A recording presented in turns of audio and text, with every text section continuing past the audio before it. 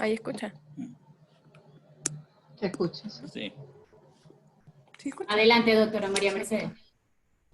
Hola, muy buenas No tiene su noches. cámara, ni tiene La su- Sociedad de Obstetricia y Ginecología de Venezuela se complace en No tiene nada. presentar este seminario web de la mano de Laboratorios Leti con su producto estrella de la noche, que es Genesa, una combinación de anticonceptivo de tiniestradiol con drospirinona. Y de eso estaremos hablando en la noche de hoy, con dos expertas en la materia, que son además docentes de dos universidades importantes del país, como son la doctora Marisol Fernández y la doctora María Eugenia Noguera. Ellas nos estarán conversando sobre esta anticoncepción que llamamos de cuarta generación porque tiene un progestágeno, una progestina de cuarta generación, que es la drospirinona. Voy a presentar entonces a las invitadas de la noche de hoy, agradeciendo a Laboratorios Leti. Estamos con la plataforma Zoom de Laboratorios Leti, con el apoyo de Genesa y por supuesto con nosotros de la Sociedad de Obstetricia y Ginecología, como también parte de este seminario web. Entonces, nuestras invitadas son la doctora Marisol Fernández, que se encuentra actualmente en el estado Zulia.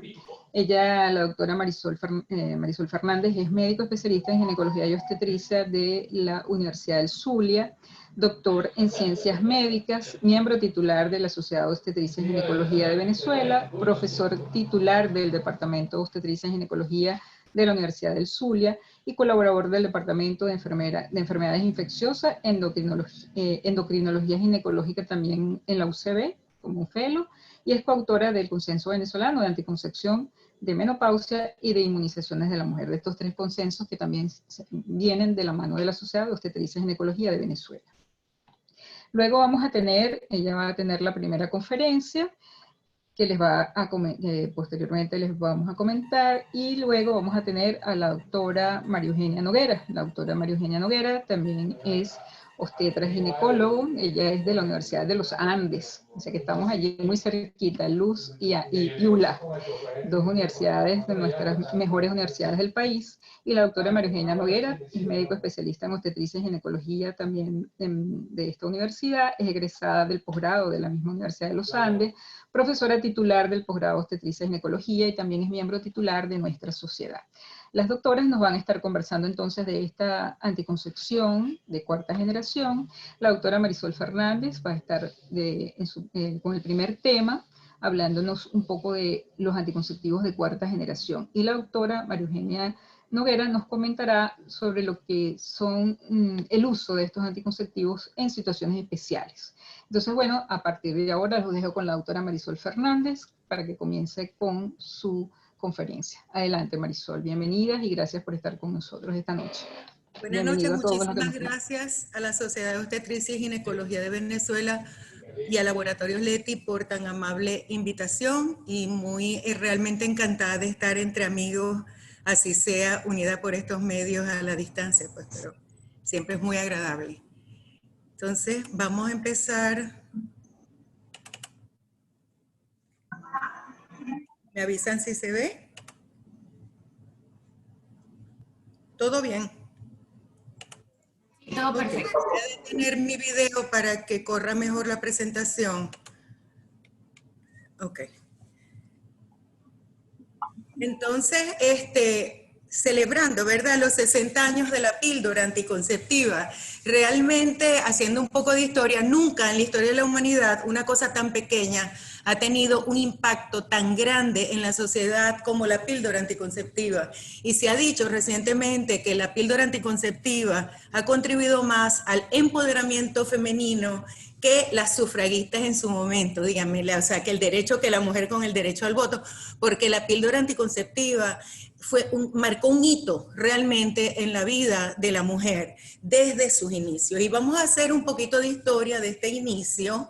Y en 1931, Haberland empieza con extractos de ovarios y observa que estos son capaces de inhibir la fertilidad en ratones. Realmente la historia de la anticoncepción viene de épocas muy remotas. Se dice que Cleopatra se introducía un anillo de oro en la vagina para evitar salir embarazada de Marco Antonio, y desde hace muchísimo tiempo siempre la humanidad ha querido deslindar, ¿verdad?, la sexualidad de lo que es la fertilidad. Entonces, muchísimas cosas se han hecho, pero realmente la historia de la anticoncepción hormonal empezó aquí, cuando Haberland consigue esto, que los extractos de ovarios son capaces de inhibir la fertilidad en los ratones, y propone utilizar medicamentos hormonales para evitar la fecundación en los humanos, y entonces crea esto Infecundin. Pero Haberland se murió joven, se murió muy joven, y entonces esto quedó así por muchísimo tiempo. Y lo otro era que después empezaron ciertos trabajos para extraer hormonas de gónadas, por ejemplo, pero se necesitaban cantidades astronómicas de ovarios para poder extraer un poquito de estrógeno, etcétera, hasta que Russell Marker aísla diogenin de una planta, de las raíces de la discoria mexicana, que es ñame salvaje, y es capaz de sintetizar a partir del diogenin la progesterona. Posteriormente, Miramontes, un mexicano, trabajaba en el laboratorio de Carl de Gerasi, y juntos sintetizan la noretindrona, que es el primer agente progestacional sintético, y a partir de esto, Pincus y Chang demuestran la inhibición de la ovulación utilizando estas progestinas, estos progestágenos sintéticos. Inician las pruebas clínicas con estas progestinas, iniciaron en Puerto Rico, porque en los Estados Unidos no se podían hacer estos ensayos clínicos, y resulta que esta progestina que utilizaron estaba contaminada con un estrógeno, que es el mestranol. A mí siempre me pareció muy interesante, porque mucha gente pregunta que si puede tomar las píldoras, de qué manera, o que si puede tomar más días, etcétera.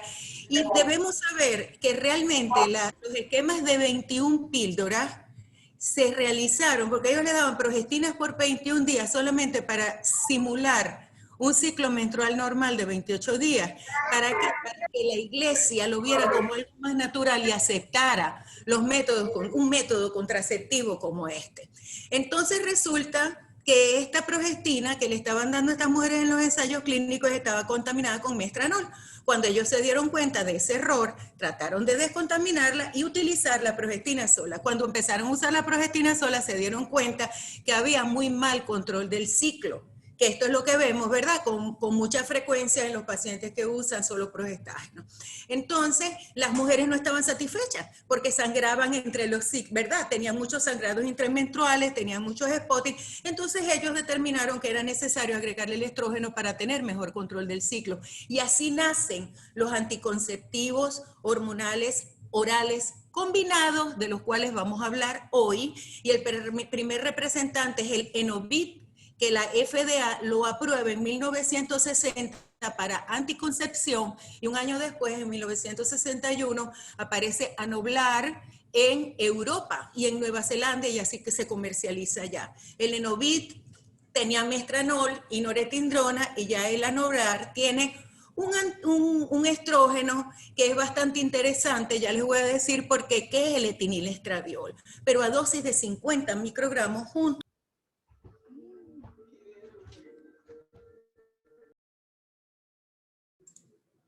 Doctora Marisol. Aló. Ahora ¿Alguien sí. me silenció?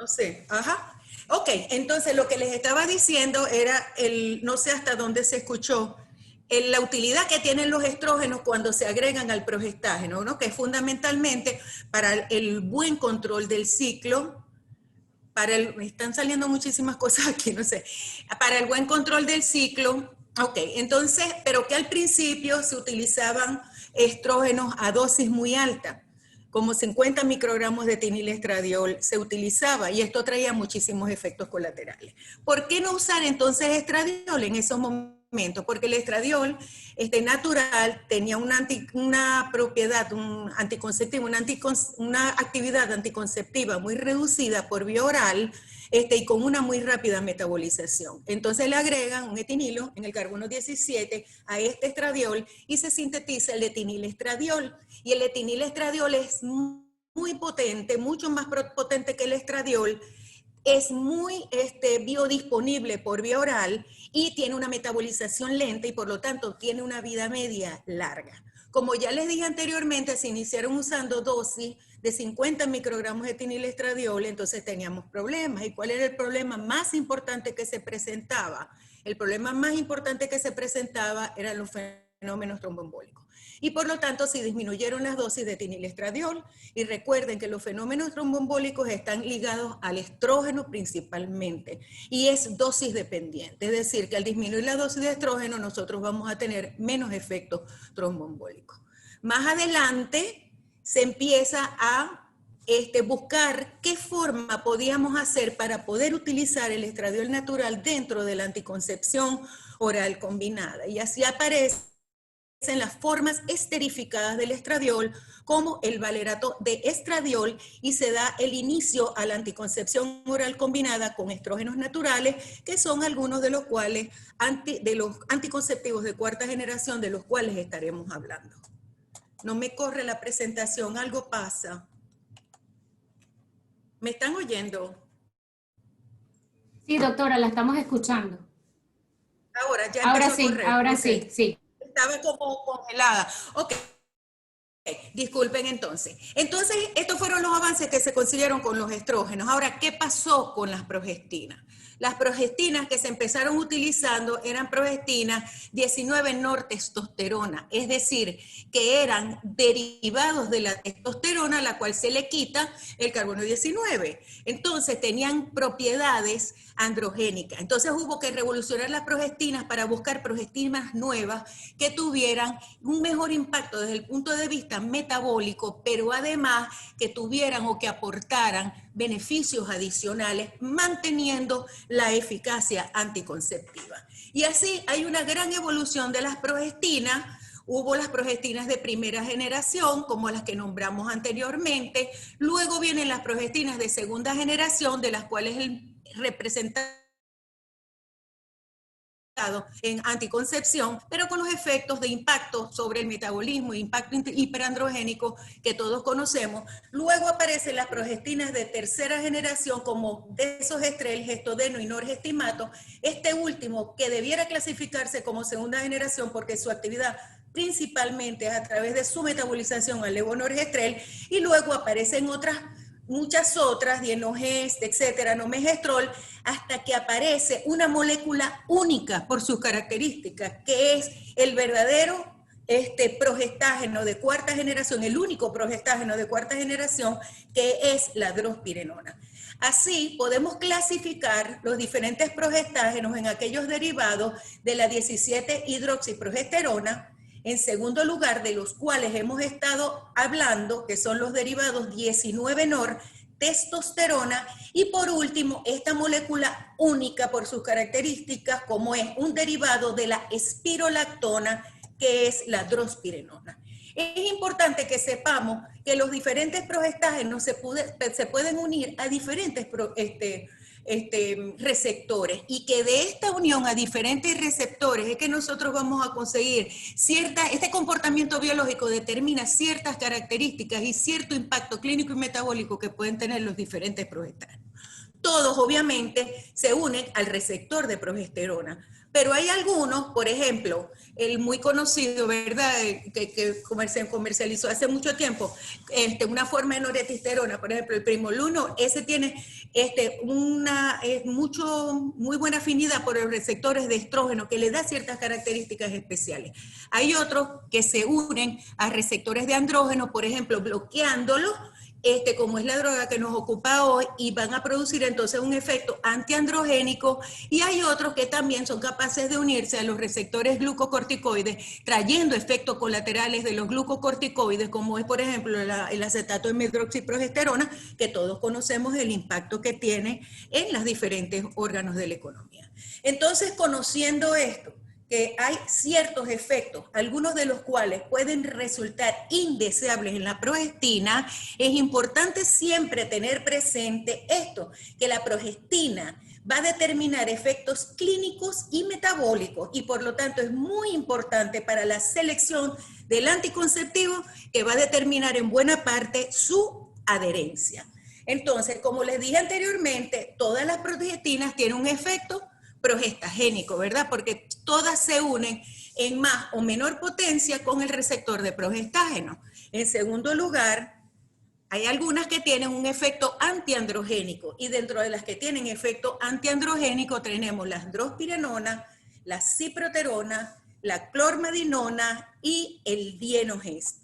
Pero es una sola la que tiene, junto con la progesterona, un efecto antimineralocorticoide, como es la drospirenona. Entonces podemos ver que dentro de los progestágenos, ¿ok?, esta progestina sintética, que es la drospirenona, es la que tiene un perfil más similar a la progesterona, porque tiene un buen efecto progestacional. En segundo lugar, no tiene efecto androgénico. En tercer lugar, tiene un efecto antiandrogénico, sin efecto estrogénico ni glucocorticoide, perdón, y con un excelente efecto antimineralocorticoide.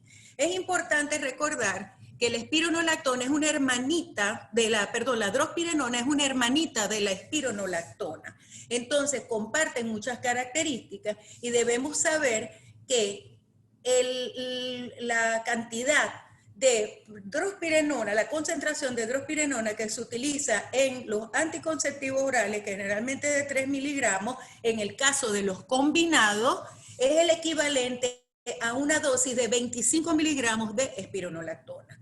¿Y cómo ejerce el efecto antialdosterona, o antimineralocorticoide, perdón, la drospirenona? Ok, la drospirenona, al igual que la progesterona, bloquean el receptor de aldosterona.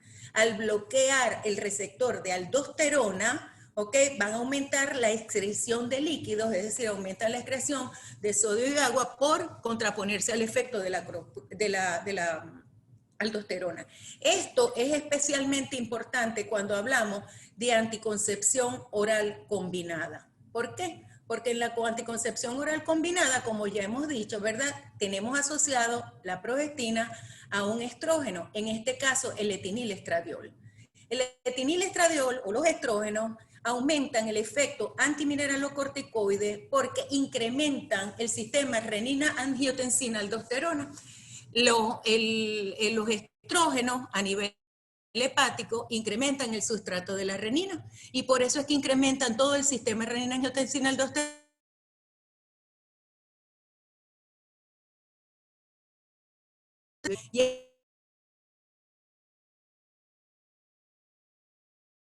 Más sensibilidad mamaria, mastalgia que presentan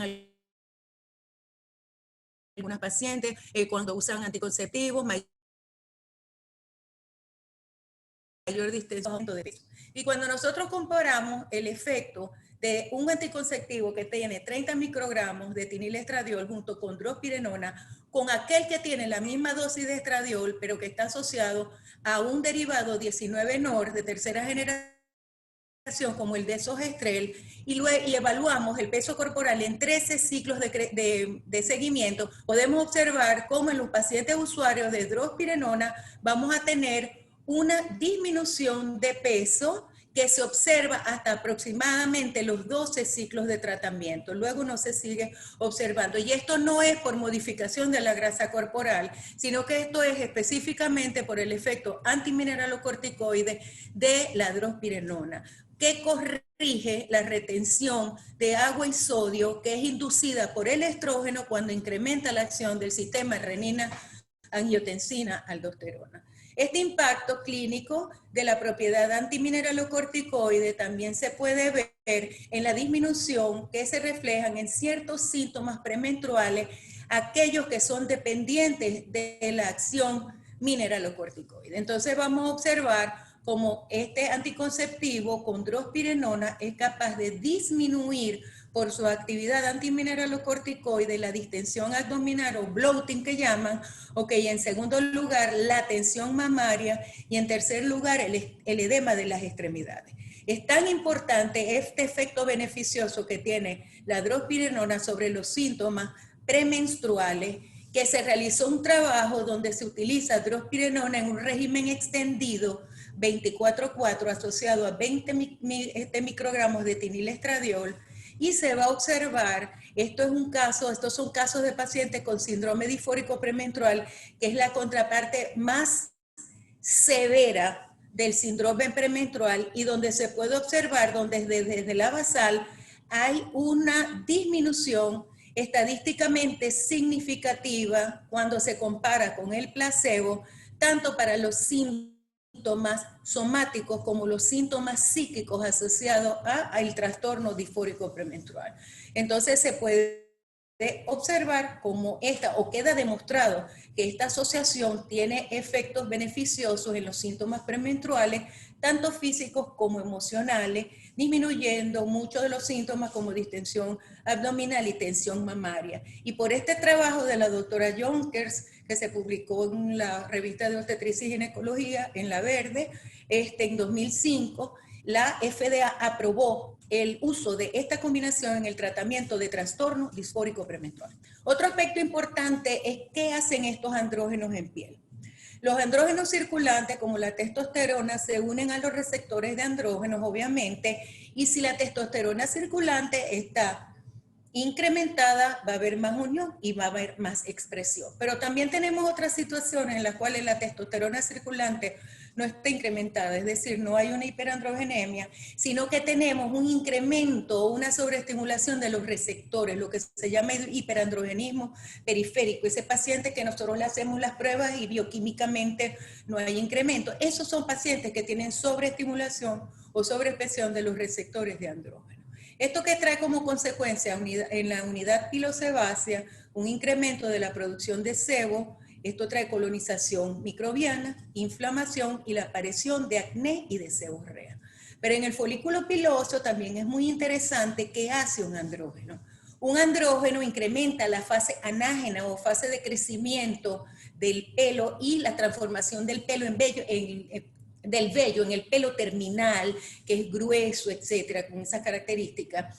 Entonces, además de que incrementa la fase de anágena, incrementa la secreción de sebo. Y por lo tanto, se ha implicado entonces en la aparición del hirsutismo y en algunas pacientes, y se ven ciertas pacientes menopáusicas, etcétera, alopecia. Entonces, ¿qué relación podemos tener entre el hiperandrogenismo y los anticonceptivos? Los anticonceptivos mejoran el acné y el hirsutismo, es decir, los signos de hiperandrogenismo en menor o en mayor grado, porque todos los anticonceptivos orales combinados reducen los niveles de andrógeno circulante a través de dos mecanismos. Uno, el efecto antigonadotropo. Es bien sabido, ¿verdad?, que disminuyen el eje hipotálamo hipófisis y por lo tanto disminuyen la producción de andrógenos ováricos, especialmente por inhibición de la LH. Y en segundo lugar, el estrógeno, en este caso el etinilestradiol, aumenta la síntesis hepática de globulina transportadora de esteroides sexuales, disminuyendo los andrógenos libres en plasma. Entonces, pero hay que tener cuidado con esto, porque si el anticonceptivo que estamos utilizando tiene una progestina que tiene actividad androgénica, ok, se mantiene el efecto antigonadotropo, pero se pierde el efecto sobre la SHBG, sobre la globulina transportadora de esteroides sexuales, y se neutraliza este efecto positivo del estrógeno sobre la SHBG. Vemos entonces que un anticonceptivo que tiene una asociación de etinilestradiol con drospirenona, además de que suprime la producción de los andrógenos en el ovario por el efecto antigonadotropo, y segundo, que el etinilestradiol incrementa la globulina transportadora de esteroides sexuales, como vemos aquí, ¿ok?, quedando menos testosterona libre porque está unida, pero además hay una cosa muy importante, a diferencia de lo anterior, que la drospirenona no neutraliza el incremento de la globulina transportadora de esteroides sexuales porque no se une a ella se une a la albúmina y por lo tanto queda más espacio libre para que la testosterona se pueda unir a la globulina transportadora de esteroides sexuales, reduciendo el porcentaje de testosterona libre que tenemos. Y por otro lado, la drospirenona tiene otra característica importante, que es que presenta una acción antiandrogénica directa por bloqueo competitivo a nivel de los receptores de andrógeno. Entonces vemos que tiene 4 características que la hacen una molécula antiandrogénica con una excelente potencia.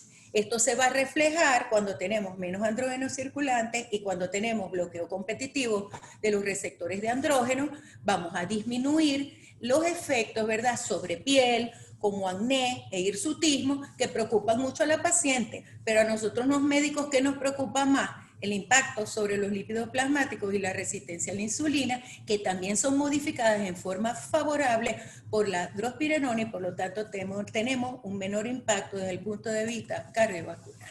En cuanto a la reducción de las lesiones por acné, aquí tenemos un estudio muy clásico, el estudio de Van Vleuten, ¿ok?, que sigue teniendo mucha vigencia, donde se demuestra la no inferioridad de una asociación de etinilestradiol con drospirenona en la disminución de las lesiones inflamatorias del acné, es comparado con la ciproterona, que sabemos que es el gold estándar como antiandrógeno.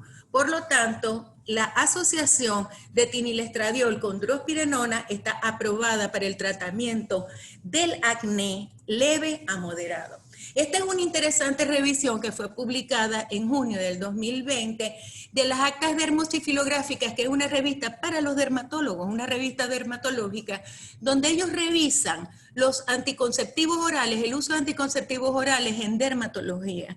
Y ellos, dentro de lo que revisan, comentan de un metaanálisis en el cual se encuentra que el acetato de ciproterona y la drospirenona son los progestágenos asociados en anticonceptivos orales más efectivos en el tratamiento del acné.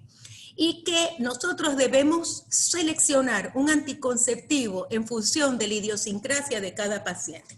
Por ejemplo, si la paciente tiene un antecedente de aumento de peso con alguna de las combinaciones de contraceptivos que ha utilizado, o si la paciente sufre de síndrome premenstrual o tiene muchos síntomas premenstruales, entonces nosotros debiéramos seleccionar un anticonceptivo oral que tenga un progestágeno como la drospirenona, que se va a contraponer tanto a los efectos hiperandrogénicos, es decir, las manifestaciones de acné, así como a la retención de líquidos por otros anticonceptivos o a la sintomatología del síndrome premenstrual. Presentando otro trabajo que es muy interesante, es un trabajo muy clásico también de Guido, donde se utiliza la drospirenona para el tratamiento de la mujer hirsuta con síndrome de ovario poliquístico, y lo traigo principalmente para que veamos el impacto metabólico. Vamos a observar cómo en este grupo de pacientes con síndrome de ovario poliquístico, en los cuales se utilizó la combinación con drospirenona, vamos a conseguir que el peso corporal, la distribución de la grasa y la tensión arterial se mantuvieron estables durante el tratamiento. Que este tratamiento no afectó la homeostasis glicoinsulinémica, que siempre ha sido un punto que siempre han tratado como las personas que están un poquito en contra, o las personas que les gusta poco discutir acerca de esto, de que si los anticonceptivos producen resistencia a la insulina. No todos los anticonceptivos van a afectar la resistencia a la insulina, y aquí vemos este trabajo que es un clásico de Guido, que es un trabajo excelente, muy bueno. Y además, en cuanto al perfil lipídico, aun cuando se observó una tendencia al incremento de las concentraciones plasmáticas de colesterol total, triglicéridos, HDL y de LDL, los parámetros siempre se consiguieron dentro de los rangos normales. Así que ellos establecen que la combinación de etinilestradiol, drospirenona parece efectiva en mejorar las características clínicas, metabólicas y hormonales en aquellas pacientes con síndrome de ovario poliquístico. Finalmente, 2 palabras acerca de los anticonceptivos orales combinados que tienen estrógenos naturales, que también se califican como anticonceptivos orales combinados de 4ª generación. Y son aquellos que se comercializan en el mundo 2 combinaciones. Una combinación que tiene dienogés con un éster de valerato de estradiol en un esquema multifásico 26,2 y otro que utiliza un progestágeno que es del grupo de los 17 hidroxiprogesterona, que es el NOMA, que el nomegestrol, más otro éster que es el hemidrato de estradiol en un régimen de 24/4. Ok, esta asociación de valerato de estradiol con Dienogest, que no está disponible en Venezuela, pero que hemos tenido oportunidad de usar, asocia el valerato éster de estradiol, que ya les expliqué, ¿verdad?, cuál era la virtud de esto, con un progestágeno que es bastante interesante, que es un derivado 19-nortestosterona, pero que no tiene efectos androgénicos, porque tiene una sustitución en el carbono 17 por un grupo cianometilo que hace que se comporte como un progestágeno híbrido y que comparte, además de ser un derivado 19-nor, comparte ciertas características con los 17-hidroxi progesterona, y por lo tanto tiene una potente acción progestacional endometrial, tiene un buen efecto antiandrogénico, no tiene actividad mineralocorticoide ni glucocorticoide, pero carece de este buen efecto que tiene la drospirenona, que es antimineralocorticoide. Tiene un régimen multifásico de 26,2, es decir, que son 26 tabletas activas y 2 píldoras que son placebo, en un interesante esquema que es de estradiol step down, es decir, las concentraciones de estradiol van bajando, mientras que el Dienogest, el progestágeno, es step up, es decir, que progresivamente va aumentando. Tiene un buen índice de Pearl, 0,79 y corregido 0,42, tiene bajo impacto en los parámetros metabólicos y hemostáticos, pero recuerden que estas son variables intermedias y no son variables clínicas definitivas, y por su buena acción progestacional endometrial ha sido aprobado para el sangrado uterino abundante que no tenga patología orgánica, lo que hemos conocido siempre como hemorragia disfuncional. Entonces, para finalizar, hay mucha variedad de anticonceptivos, ¿verdad? Y hay mucha variedad de métodos en general, hormonales o no hormonales, pero ¿cómo debemos tomar la decisión de qué métodos vamos a utilizar, qué método anticonceptivo vamos a utilizar en una paciente? En primer lugar, tenemos que escuchar a los pacientes y conocer las preferencias del usuario. En segundo lugar, tenemos que tener juicio clínico. Y en tercer lugar, de lo que va a hablar mi compañera de hoy, que nosotros tenemos que guiarnos por los criterios de elegibilidad de la Organización Mundial de la Salud de las personas usuarias para los diversos métodos. La importancia de los diferentes procedimientos que tenemos que utilizar previo a empezar un anticonceptivo también son muy importantes. Porque siempre pensamos que la paciente viene y hay que hacerle de todo antes de iniciar un anticonceptivo.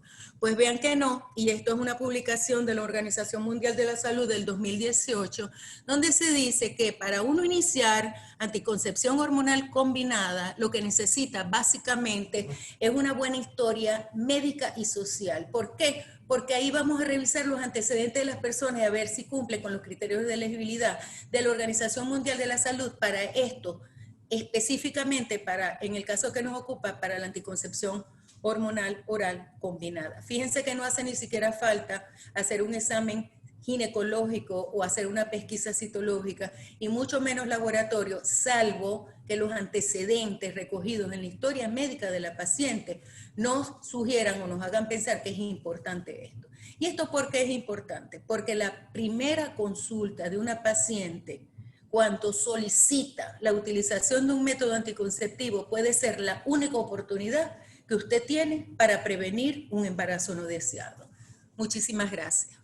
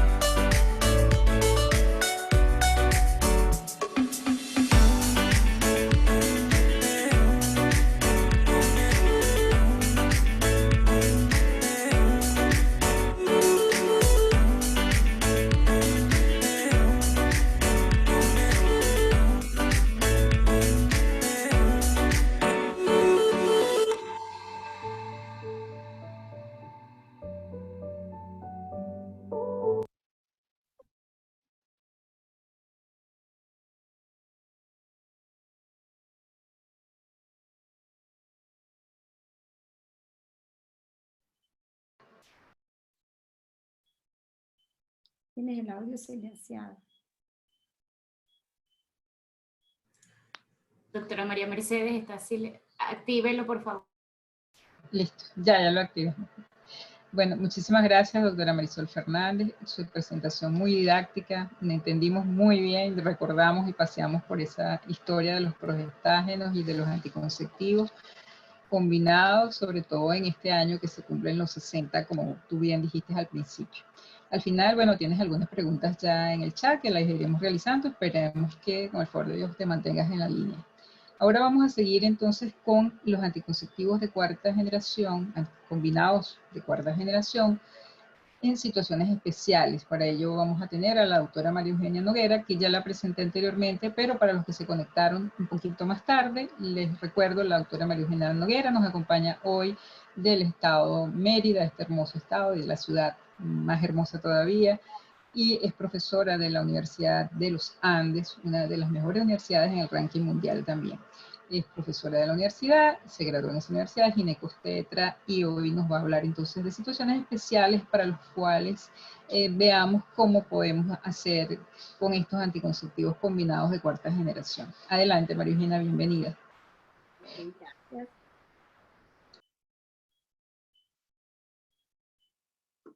Bueno, buenos días a todos, buenas noches. Quiero empezar dando un mensaje de salud y de bienestar al presidente de la Sociedad de Ginecología y Obstetricia de Venezuela, al doctor Antonio Villavicencio, nuestro amigo, compañero. Qué lindo que la sociedad siga adelante con sus actividades académicas. Qué lindo que la sociedad pueda seguir hoy en día participando en todo esto, lo que es la telemedicina, y qué lindo que podamos hoy estar con todos ustedes un viernes en la noche. Si esta fuese presencial, diríamos, les agradezco que estén con nosotros porque dejaron de hacer otras cosas, pero en esta época de cuarentena, donde estamos ahorita y tenemos que estar en la casa, el viernes sería un día de descanso, de estar, digamos, compartiendo, viendo la mejor película. Tener a 172 participantes con nosotros, pues me llena de alegría. Quiero también darle las gracias a la profesora Mercedes Pérez por su invitación y al Laboratorio Leti porque nos está acompañando con nosotros, nos está apoyando desde el punto de vista logístico y pues nos da la oportunidad de estar con ustedes esta noche. Yo voy a hablar de un tema, digamos, que es algo muy conocido por los ginecólogos, algo muy conocido por los médicos, pero que nunca está de más que siempre estemos recalcando. ¿Por qué? Porque muchas veces la paciente que necesita de anticoncepción es una paciente totalmente sana, pero en algún momento de la vida presenta alguna condición clínica, alguna condición de enfermedad, alguna condición fortuita, como en este momento que estamos en épocas de pandemia, que la hace que el anticonceptivo deje de ser beneficioso y empiece a presentar un problema de salud para ella. Tradicionalmente el médico y la medicina son un arte, pero nosotros además del arte y la experiencia debemos fundamentar todo lo que es nuestra actuación desde el punto de vista del paciente en todo lo que sea la evidencia científica publicada, y así pues vamos a hablar ahorita un poquito de la utilidad de los anticonceptivos de cuarta generación en situaciones médicas especiales. Ya vimos como los anticonceptivos orales combinados son los fármacos más prescritos que están a nivel mundial. Sin embargo, generalmente están dirigidos a una mujer sana, sin condiciones de riesgo. Pudiésemos pensar que todos los anticonceptivos pueden ser utilizados por todas las mujeres. Sin embargo, pues vemos que eso no es así y tenemos siempre que pensar, ya Marisol insistió mucho en eso, en una historia clínica detallada, sobre todo para no quitarle eficacia y para mantener la seguridad de la anticoncepción. Ninguno de los métodos anticonceptivos está exento de riesgo. Todo método anticonceptivo tiene riesgo, para más o para menos. Por eso nosotros debemos hacer una muy buena evaluación desde el punto de vista de historia clínica para garantizarle a la paciente la seguridad de que con el anticonceptivo no le vamos a condicionar ninguna patología. Es distinto cuando hablamos de efectos, digamos, colaterales que se nos pueden presentar generalmente al inicio del consumo de un anticonceptivo hormonal. son efectos que generalmente desaparecen en los 3 primeros meses de utilización del anticonceptivo, pero hay daños importantes que sí se pudiesen presentar y que nosotros debemos estar muy pendientes e identificarlos precozmente. Cuando hablamos de anticonceptivo, hay 4 parámetros muy importantes a tomar en cuenta. Uno de ellos es la edad de la paciente a quien le vamos a indicar el anticonceptivo, su estilo de vida, la dieta, el ejercicio. Dar siempre recomendación en el sentido de cómo tener una vida saludable. Diagnosticar la presencia de obesidad, el índice de masa corporal sobre 30 kilogramos, es importante que nosotros lo determinemos, y un factor importante también en la mujer es la utilización del tabaco. Sin embargo, siempre presentamos esto, el embarazo conlleva mucho más riesgo de que aparezcan enfermedades concomitantes, por eso no debemos pensar que un anticonceptivo va a hacer daño. Muchas veces el embarazo hace más daño que utilizar un anticonceptivo, porque además de condicionarme a alguna situación mórbida, me puede condicionar un daño social, un daño a un adolescente con un embarazo no deseado en épocas muy precoces de su vida. Cuando nosotros ya vamos a decidir qué anticonceptivo vamos a utilizar en aquella paciente que está consultando por este motivo de planificación familiar, debemos basarnos en la evidencia y en todos los criterios clínicos que están siendo estudiados. Y una de las cosas más importantes que tenemos a nuestro alcance son los criterios que nos da la Organización Mundial de la Salud, en base a lo cual podemos escoger, dependiendo de la categoría a que corresponda la condición clínica de la paciente, desde el 1 al 4. En el 1 podemos utilizar el método en cualquier circunstancia. Ojalá y todas nuestras pacientes que están buscando anticoncepción estuvieran en esta categoría, pero no es así. Algunas de ellas pues tienen condiciones donde yo tengo que empezar a sopesar el riesgo-beneficio de la utilización de un anticonceptivo, recordando siempre que tenemos un abanico muy grande de anticonceptivos y que si no usamos uno, usemos otro, pero no dejemos a nuestra paciente sin una adecuada orientación, sin una adecuada planificación familiar, y evitemos embarazos no deseados. Tenemos criterios que es el que no quisiéramos tener nunca, que es donde la mujer no debe usar el método, pero el método en particular que estemos estudiando, no todos los métodos. De manera que cuando nosotros buscamos la evidencia que tenemos en relación a anticonceptivo y daño en el sistema de la mujer, sobre todo desde el punto de vista de riesgo cardiovascular, tenemos que estar claros que el anticonceptivo hormonal tiene 2 componentes, ya Marisol nos lo comentó bien, que tiene un estrógeno y tiene una progestina, y que generalmente es el estrógeno el que conlleva o agrava patologías cardíacas, hipertensión arterial, diabetes, sobre todo una diabetes de mayor de 20 años con vasculopatías, la presencia o no de enfermedades reumáticas o cualquier otra comorbilidad que se encuentre en la paciente, pero que este riesgo cardiovascular va a estar aumentado en una paciente que sea mayor de 35 años, que tenga consumo de cigarrillo y que además tenga la condición de sobrepeso y obesidad. No debemos confundir lo que es agravar una condición clínica o la presentación de una condición clínica con los efectos colaterales, porque muchas veces el anticonceptivo es abandonado por efectos colaterales. Y si tenemos una buena conserjería a la paciente y le hacemos sentir que esto que está presentando aparece generalmente con cualquier tipo de anticoncepción hormonal, y que estas manifestaciones van a desaparecer en los 3 primeros meses, pues probablemente la paciente va a adaptarse al anticonceptivo, se va a pegar a él. Recuerde que en el anticonceptivo para nosotros es muy importante que la paciente tenga el apego y la permanencia en el anticonceptivo. Generalmente nos consultan adolescentes, nos preguntan adolescentes, ya vimos que Marisol nos presentó alguna molécula que tiene una indicación muy precisa en el síndrome disfórico premenstrual que hace a veces mucha presentación a nivel del adolescente. Sin embargo, nosotros debemos tener 2 puntos muy importantes en cuenta cuando decidimos indicar anticoncepción a un adolescente. El primero es evitar las infecciones de transmisión sexual. Eso nunca lo podemos olvidar.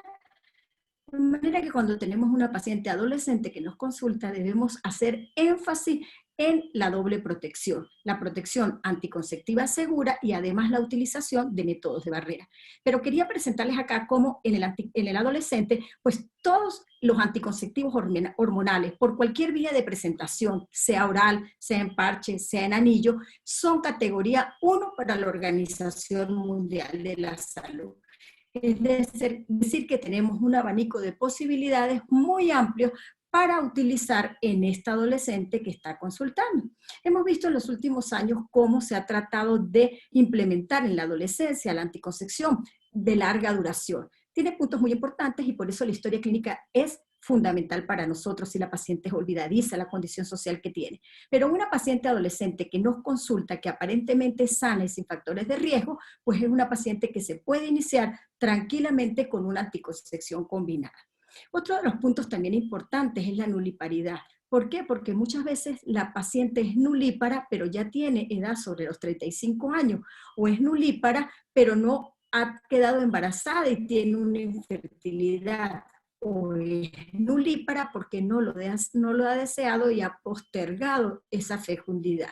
Entonces es importante que nosotros aclaremos esto. ¿En qué punto está la paciente si por este momento no quiere tener hijos o es que no los ha logrado tener? Porque a veces podemos confundir que es el anticonceptivo el que le está ocasionando el problema posterior de fertilidad.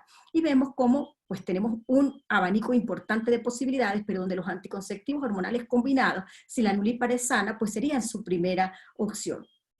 Otro punto importante para nosotros y un motivo frecuente de consulta es las enfermedades de transmisión sexual.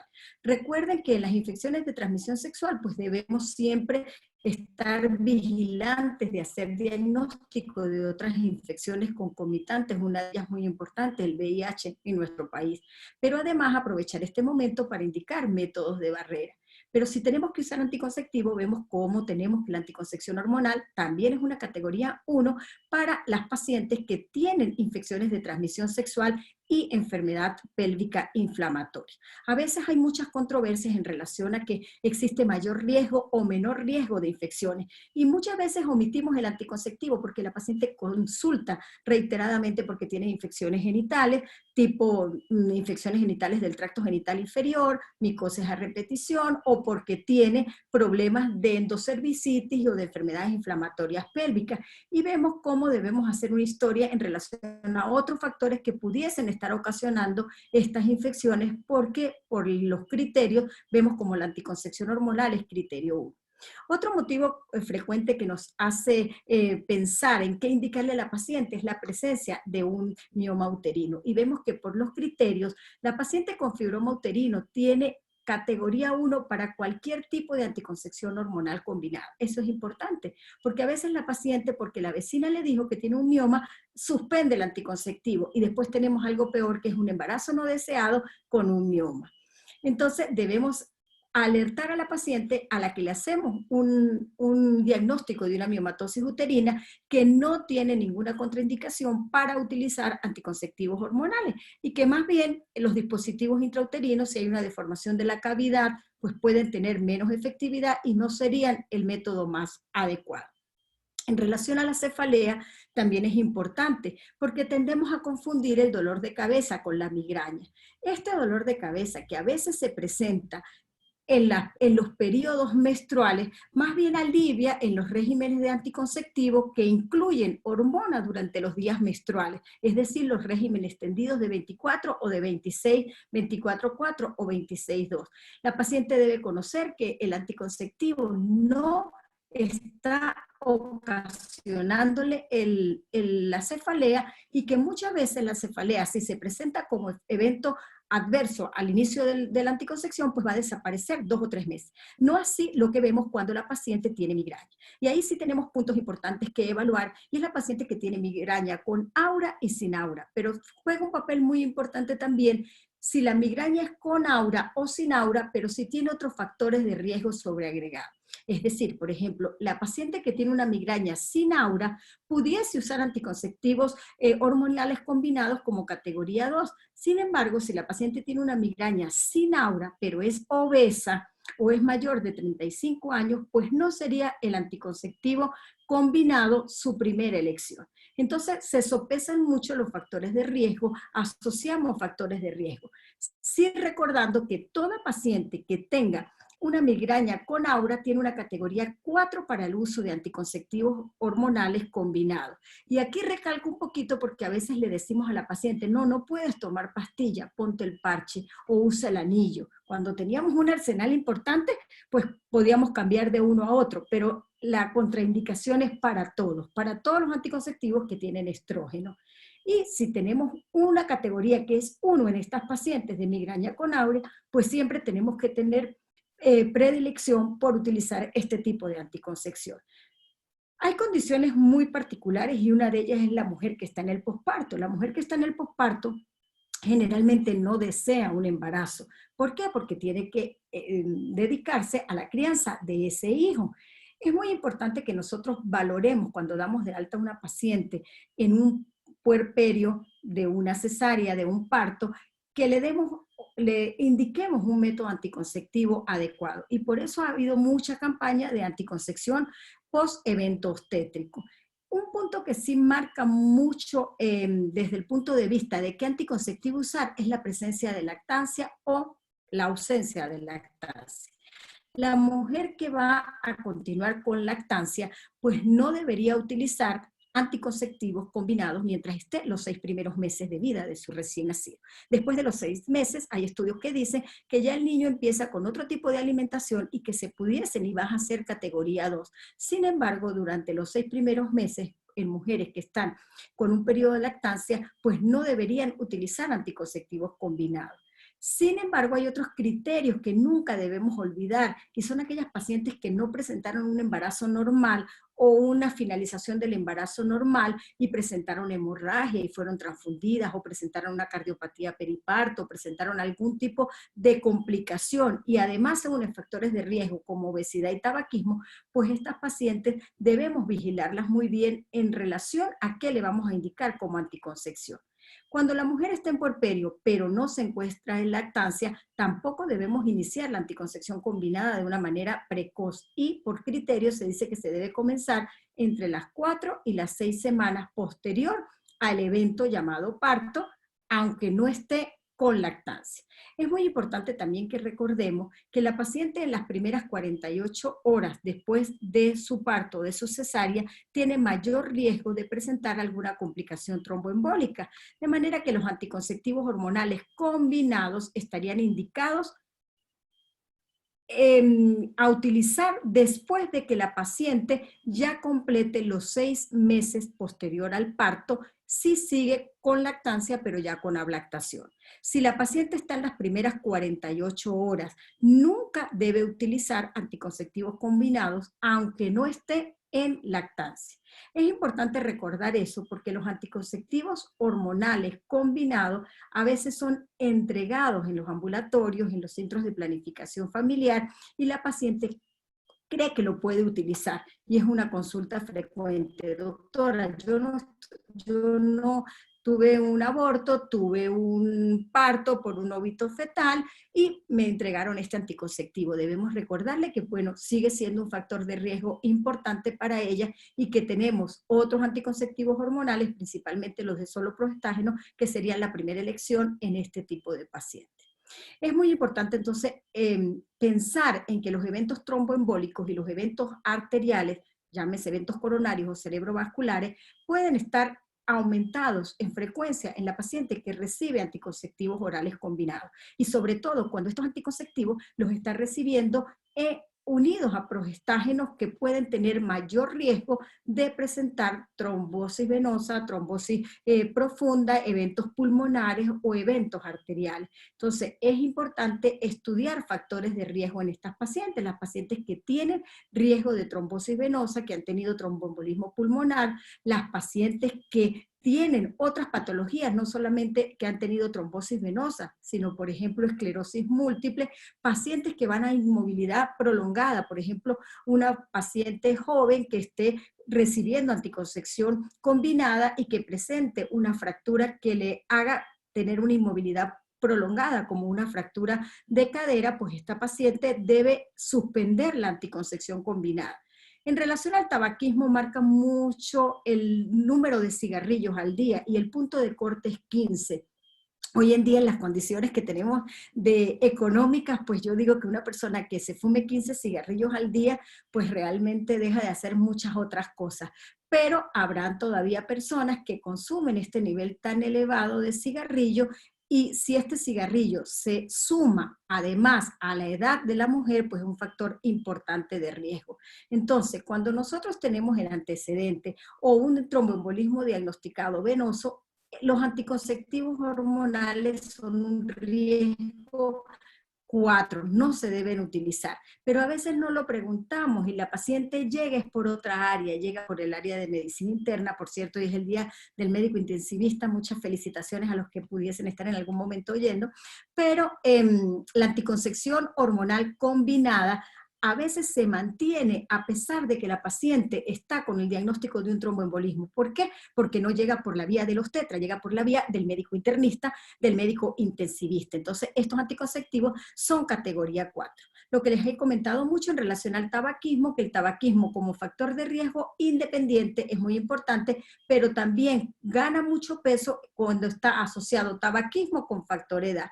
Y vemos cómo en la paciente menor de 35 años es un criterio 2, pero en la paciente fumadora mayor de 35 años, inmediatamente debe suspenderse el anticonceptivo hormonal, buscar otras opciones anticonceptivas, porque ya después de los 35 años, pues ya generalmente la mujer busca una anticoncepción muy segura. Y siempre recuerdo esto, hay cosas muy importantes que nosotros debemos valorar, y es la mujer que tiene múltiples factores de riesgo cardiovascular. Es esa paciente que tiene una edad mayor de 35 años, que es diabética, que es hipertensa, que tiene el colesterol. Y en la parte de dislipidemia es muy importante que nosotros, si bien Marisol dijo que al iniciar el anticonceptivo nosotros no tenemos que pedir ningún examen en particular, ese es en la mujer sana, pero en la mujer que nosotros estamos recibiendo para anticoncepción, que tiene factores de riesgo en la historia clínica, pues evidentemente el perfil lipídico juega un papel muy importante, sobre todo los triglicéridos. Debemos evaluar muy bien los triglicéridos, los HDL que estén sobre 160, porque son factores de riesgo importantes para conllevar a un efecto deleterio en esta paciente. En relación a hipertensión también vemos como las cifras de tensión pues pueden ser en determinado momento una contraindicación para la utilización de anticoncepción hormonal, y la diabetes. En relación a la diabetes también juega un papel importante si la diabetes ha estado complicada o no ha estado complicada. Y vemos cómo a veces la paciente diabética, bien controlada con insulina, inmediatamente se le retira el anticonceptivo hormonal. Y esta no es una contraindicación. En la paciente diabética, realmente la no utilización de un anticonceptivo hormonal combinado sería en los casos en que la paciente tenga más de 20 años de evolución de la diabetes o esté presentando complicaciones microvasculares de esa diabetes.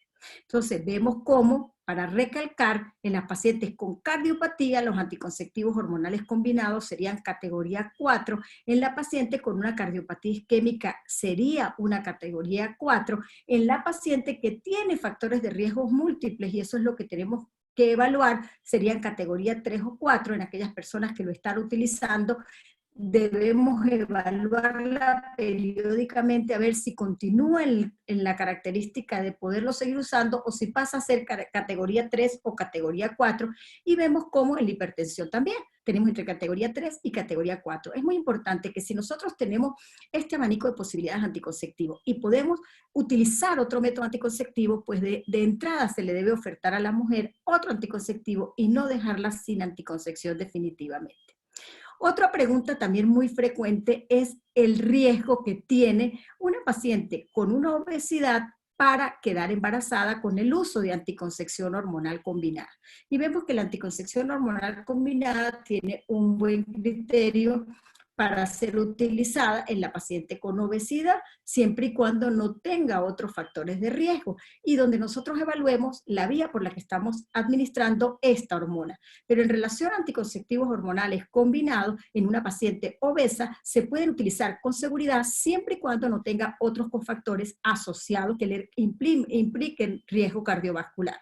Igual que en la diabetes, lo que les estaba comentando, que son criterios 2, la utilización de anticoncepción hormonal combinada, siempre y cuando esta paciente diabética no tenga más de 20 años con su diabetes o que no tenga complicaciones de la diabetes. No importa con el tratamiento que esté, puede estar con medicación oral o puede estar con insulina, pero si no tiene complicaciones macrovasculares ni microvasculares y no tiene más de 20 años, puede utilizar anticoncepción hormonal. Otra de las preguntas a veces que nos hacen es en relación a si puede una paciente que tiene cálculos en la vesícula utilizar anticoncepción hormonal. No se ha demostrado un incremento de la alteración en la vesícula biliar. Sin embargo, pues sí se sabe que aumenta la secreción de sales biliares, lo que resulta en una disminución de la motilidad vesicular biliar. Si la paciente tiene una comorbilidad y tenemos otro anticonceptivo que podamos usar, pues debemos aprender a utilizar los criterios e ir siempre por los criterios 1 y 2 antes que utilizar otro tipo de criterio. Pero en relación a la hepatitis viral aguda sí es muy importante. A veces la paciente consume anticonceptivos hormonales, le da una hepatitis y nadie se le ocurre preguntarle si tiene consumo de anticoncepción hormonal combinada, que sería una contraindicación.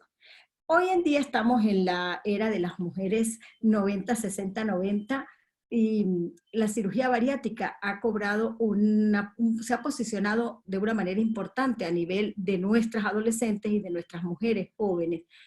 La cirugía bariátrica, si se asocia con procesos de mala absorción, pues no sería la anticoncepción por la vía oral la primera elección para ella, y debemos estar muy pendientes también en la anticoncepción en esta paciente, ya que se dice que una paciente sometida a una cirugía bariátrica no debe quedar embarazada en un intervalo al menos de 2 años.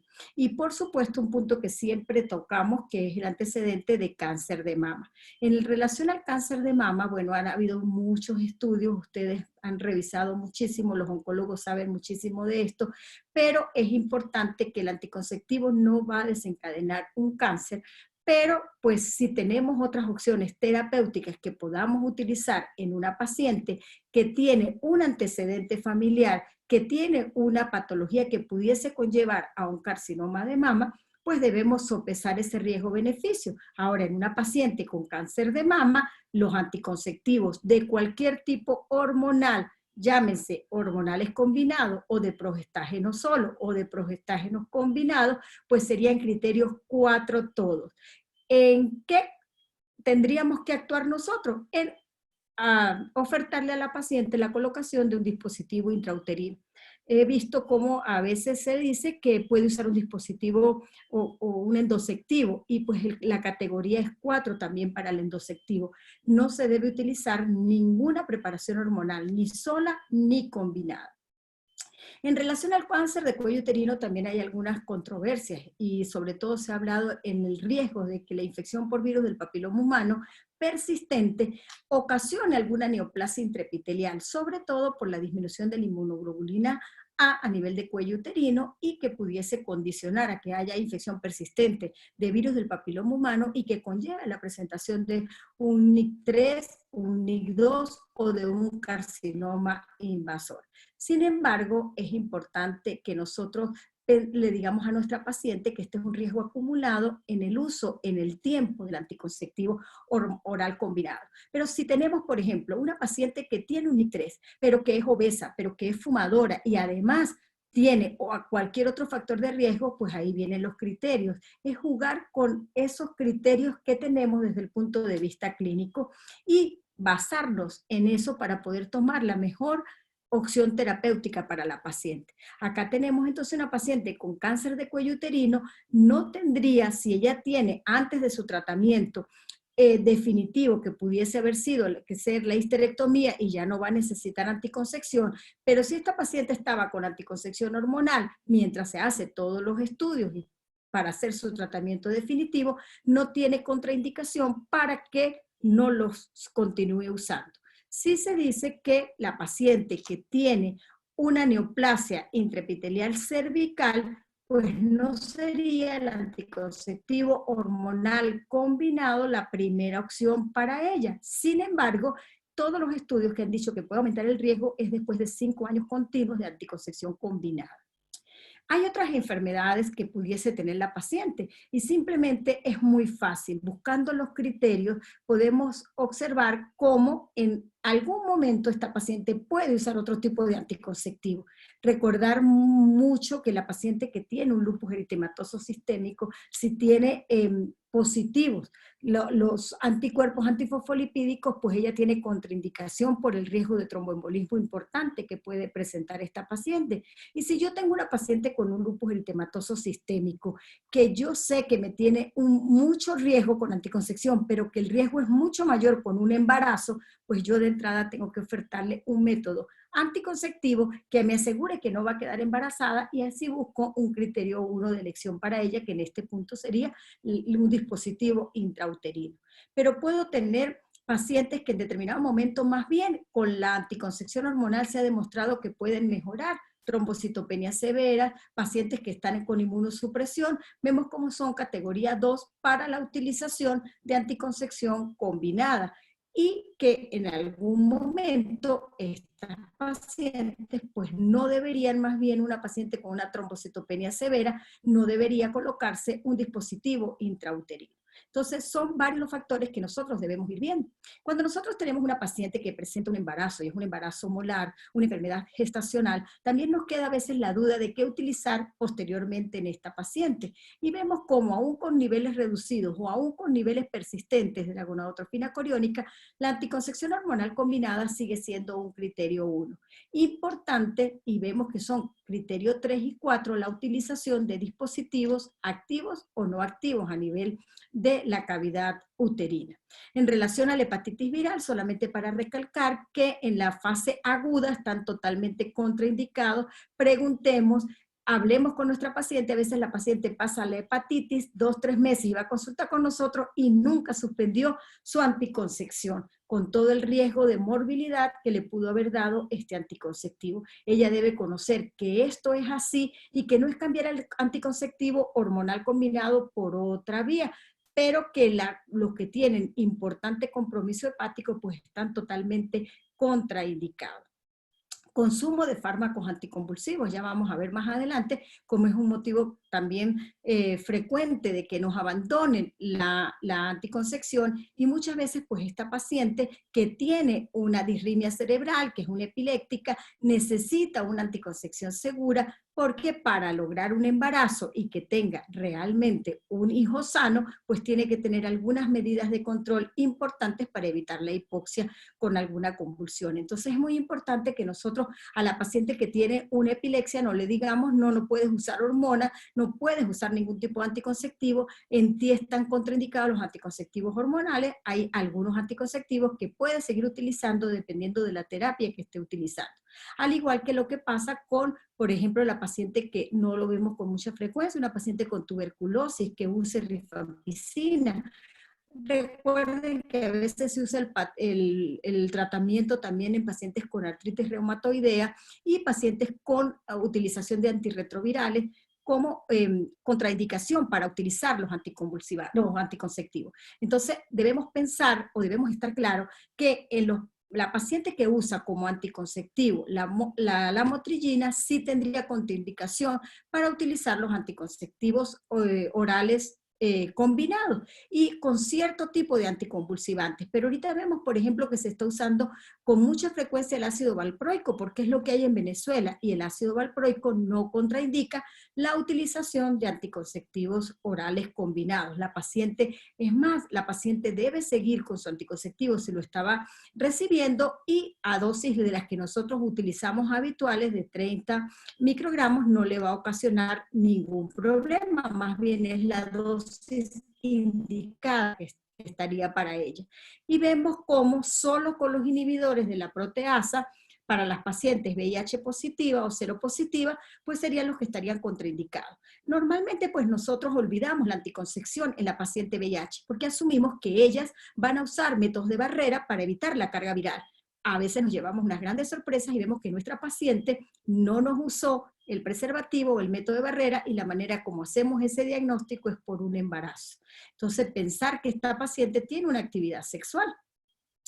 La categoría 4 es la que nunca deberíamos utilizar ningún tipo de anticoncepción, en este caso, como estamos hablando de anticoncepción hormonal de cuarta generación, pues en la que no deberíamos nunca utilizar anticoncepción hormonal combinada. Y eso lo debemos recordar y lo enfatizo, por eso ya para concluir, en el primer mes de embarazo, en la paciente que tenga antecedente de tabaquismo, tenga un tabaquismo activo y sobre todo si este tabaquismo está asociado a una edad mayor de 35 años, a enfermedades vasculares, hipertensión con cifras mayores de 100, 160 y pacientes con trombosis venosa profunda aguda, con antecedente de trombosis venosa o tromboembolismo pulmonar y en posoperatorios de cirugías mayores. Cuando ustedes ven la clasificación de cirugías mayores, cualquier cirugía de pelvis, cualquier cirugía a nivel abdominal de más de 30 minutos es una cirugía mayor. De manera que esto no debemos olvidarlo, que una paciente que va a ir a un acto quirúrgico debe suspender su anticoncepción hormonal antes del mismo.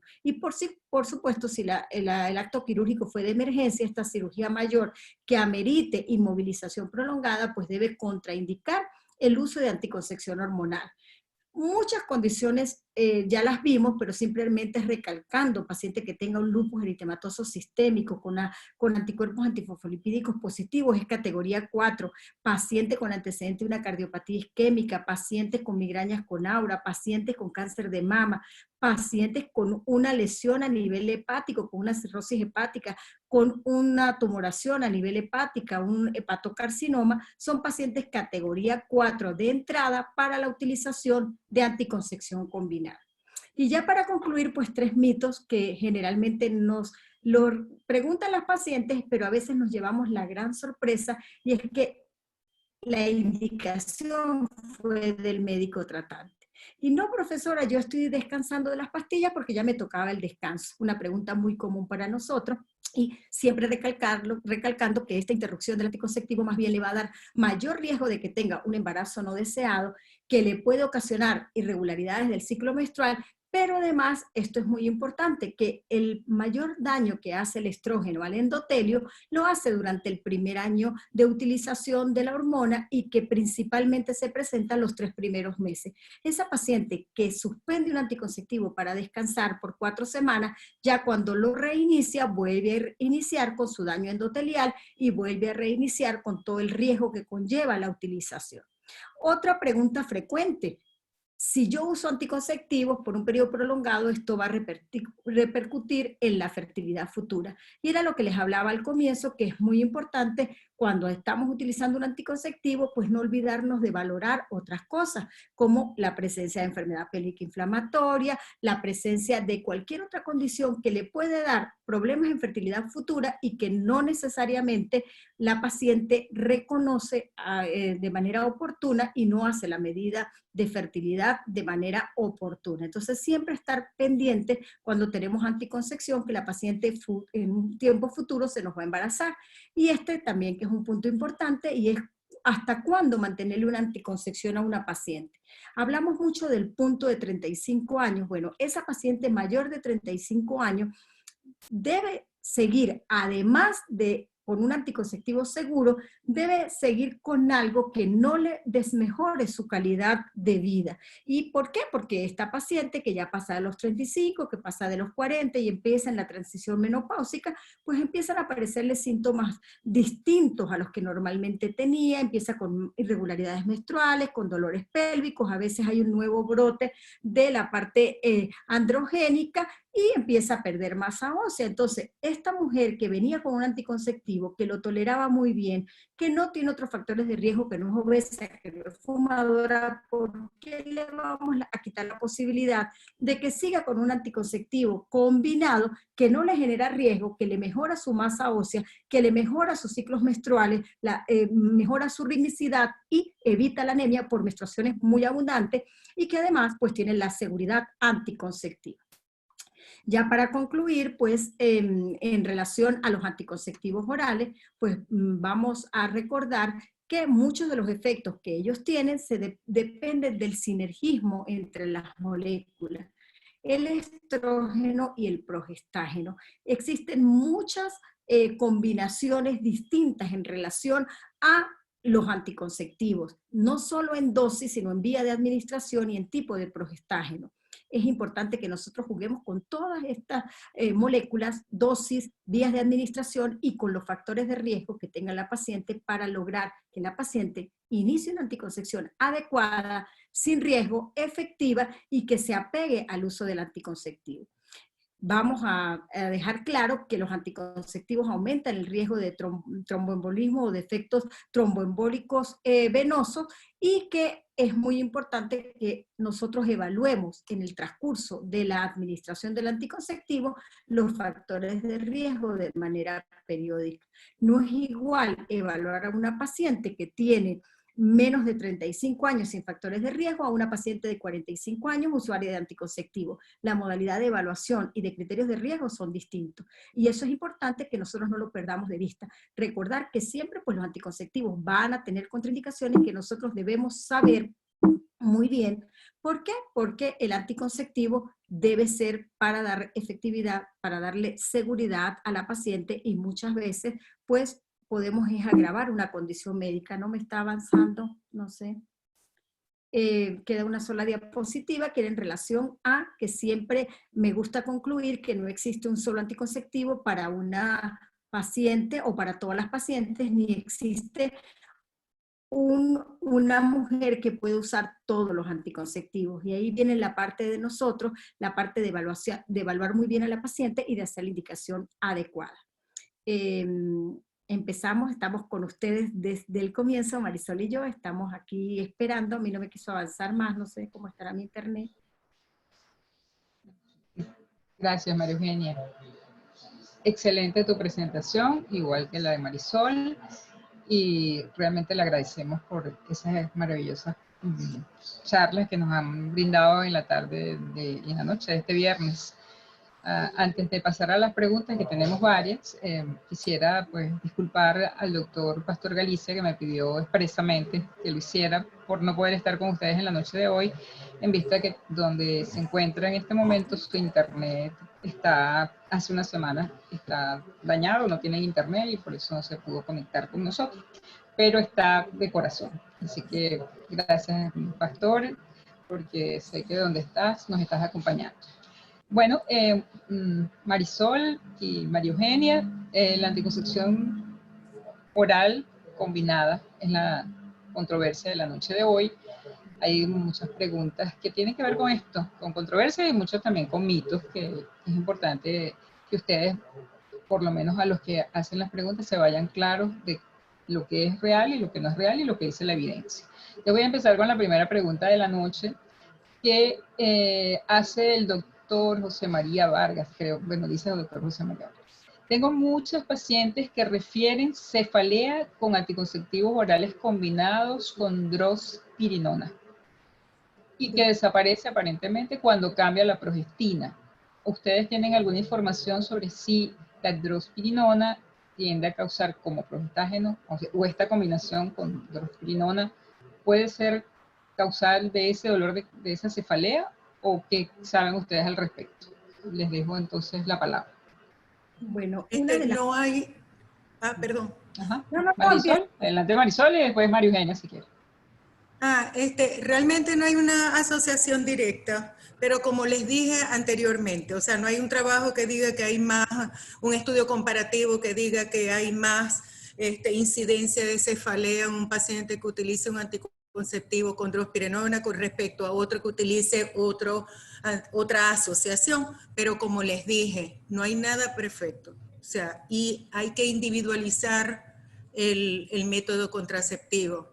Y no todas las personas, es la idiosincrasia del paciente. Si esa persona le da cefalea con un anticonceptivo, con drospirenona, cámbialo a otro, y si no le da, pues déjalo con el otro, porque esa es la medicina, pues, ¿no? Hay que ser flexible y nada es perfecto y depende mucho de la idiosincrasia de los pacientes.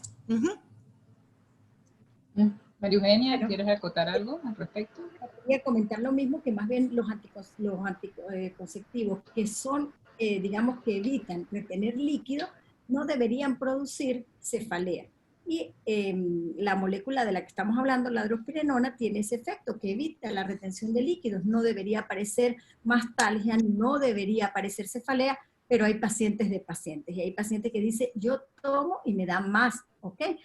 Siempre recordando la conserjería es importante, porque a veces la paciente en los 3 primeros meses dice, yo me tomé 3 pastillas y el dolor de cabeza no lo soporté y decidí suspenderla.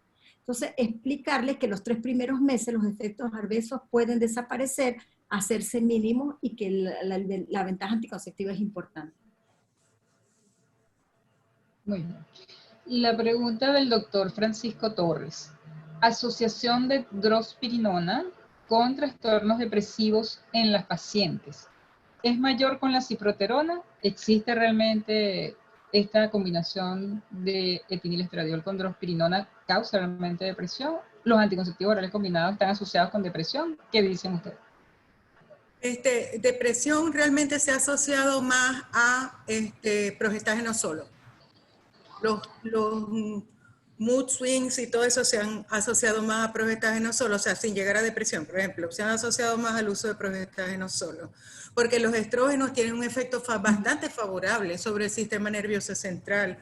De hecho, los estrógenos aumentan la recaptación, o sea, son favorables para la recaptación de serotonina, etcétera. No aquellos asociados también, o sea, no aquellos que son mezclas de antidepresivos recaptadores de serotonina más norepinefrina, ¿no? Sino que los que son de serotonina solamente. Y por ejemplo, en el caso de síndrome disfórico premenstrual, que tiene un componente que es bastante de la parte de emotiva, emocional, cambios del humor, etcétera, que es donde sí hay trabajo. Están los trabajos de Perlstein y están los trabajos de la doctora Jonkers, ¿verdad? Yo tengo las publicaciones, si alguien se las puede hacer llegar. Entonces, en esos casos, en pacientes con trastorno disfórico premenstrual, que es clasificado dentro del MS3, o sea, es clasificado ya como un problema mental realmente, ¿ok?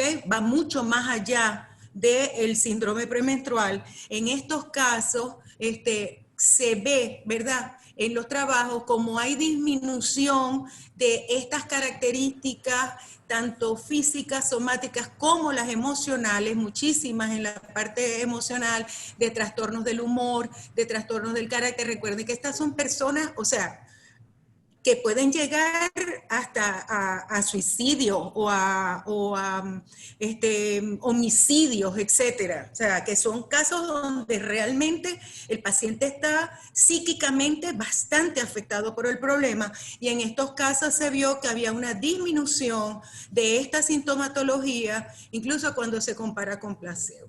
Recuerden que en todos los casos de síndrome disfórico premenstrual, igual que en los casos del impacto de ciertos medicamentos en síndrome premenstrual, usted tiene que compararlos con placebo, porque el placebo también tiene su efecto importante. Entonces, y en estos casos se vio que estadísticamente había una diferencia significativa con respecto al placebo. Eso es lo que yo le pudiera decir al doctor. De todas formas, sería interesante revisar la parte de, porque creo que tiene otra pregunta después de adolescentes y depresión con anticonceptivos. Les digo, en los casos de solo progestágeno, sí es muy probable, porque el solo progestágeno le puede producir estas cosas, pero en caso de combinaciones con estrógenos es menos probable, digámoslo así. Sí. Yo solo ¿Qué dices tú, María Eugenia? ¿Quieres agregar?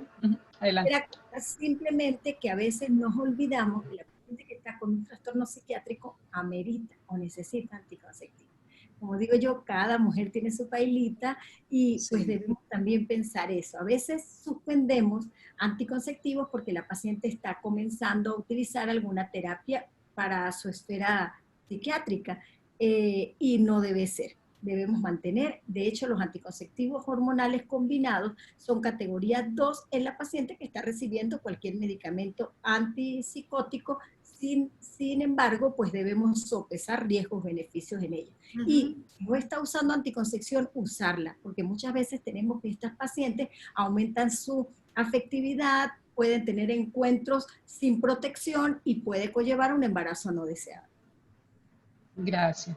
Me gustaría yo agregarle un poco, porque como tocó el tema adolescentes y es mi especialidad, es su especialidad, que realmente nosotros no hemos tenido casos de pacientes adolescentes que toman anticoncepción oral combinada con problemas depresivos.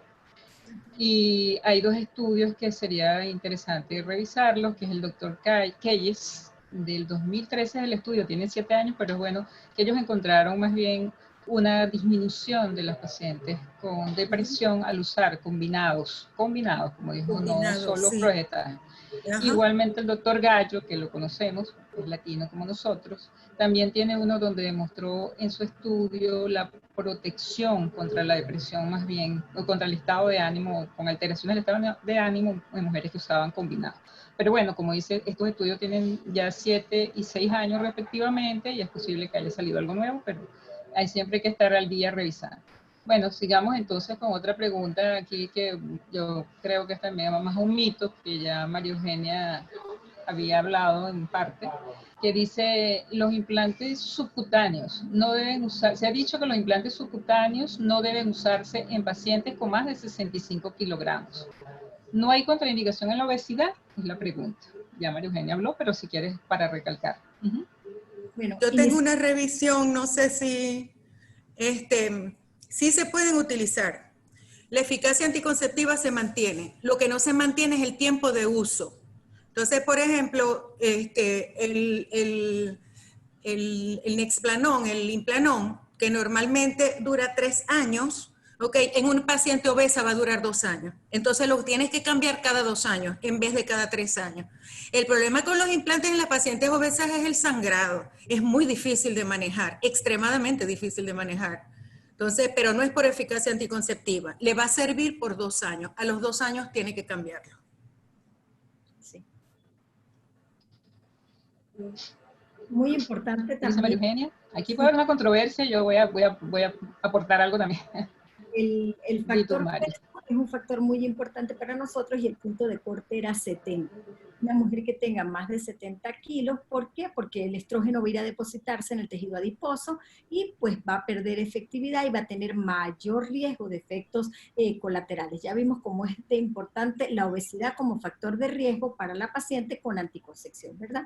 Es muy importante entonces recalcar eso y decirle a la paciente que una vez que inicie un implante que puede tener una elevación de aproximadamente 3 o 4 kilos, según dice la literatura, hay pacientes que en el intervalo de 6 meses engordan 10 kilos, hay pacientes que no tienen una modificación de peso, cada paciente se comporta distinta, pero sí se ha notado que la obesidad con la anticoncepción de solo progestágeno puede conllevar a otro riesgo metabólico, a hiperinsulinismo y a otras complicaciones. Entonces debe estudiarse en conjunto esa paciente en particular.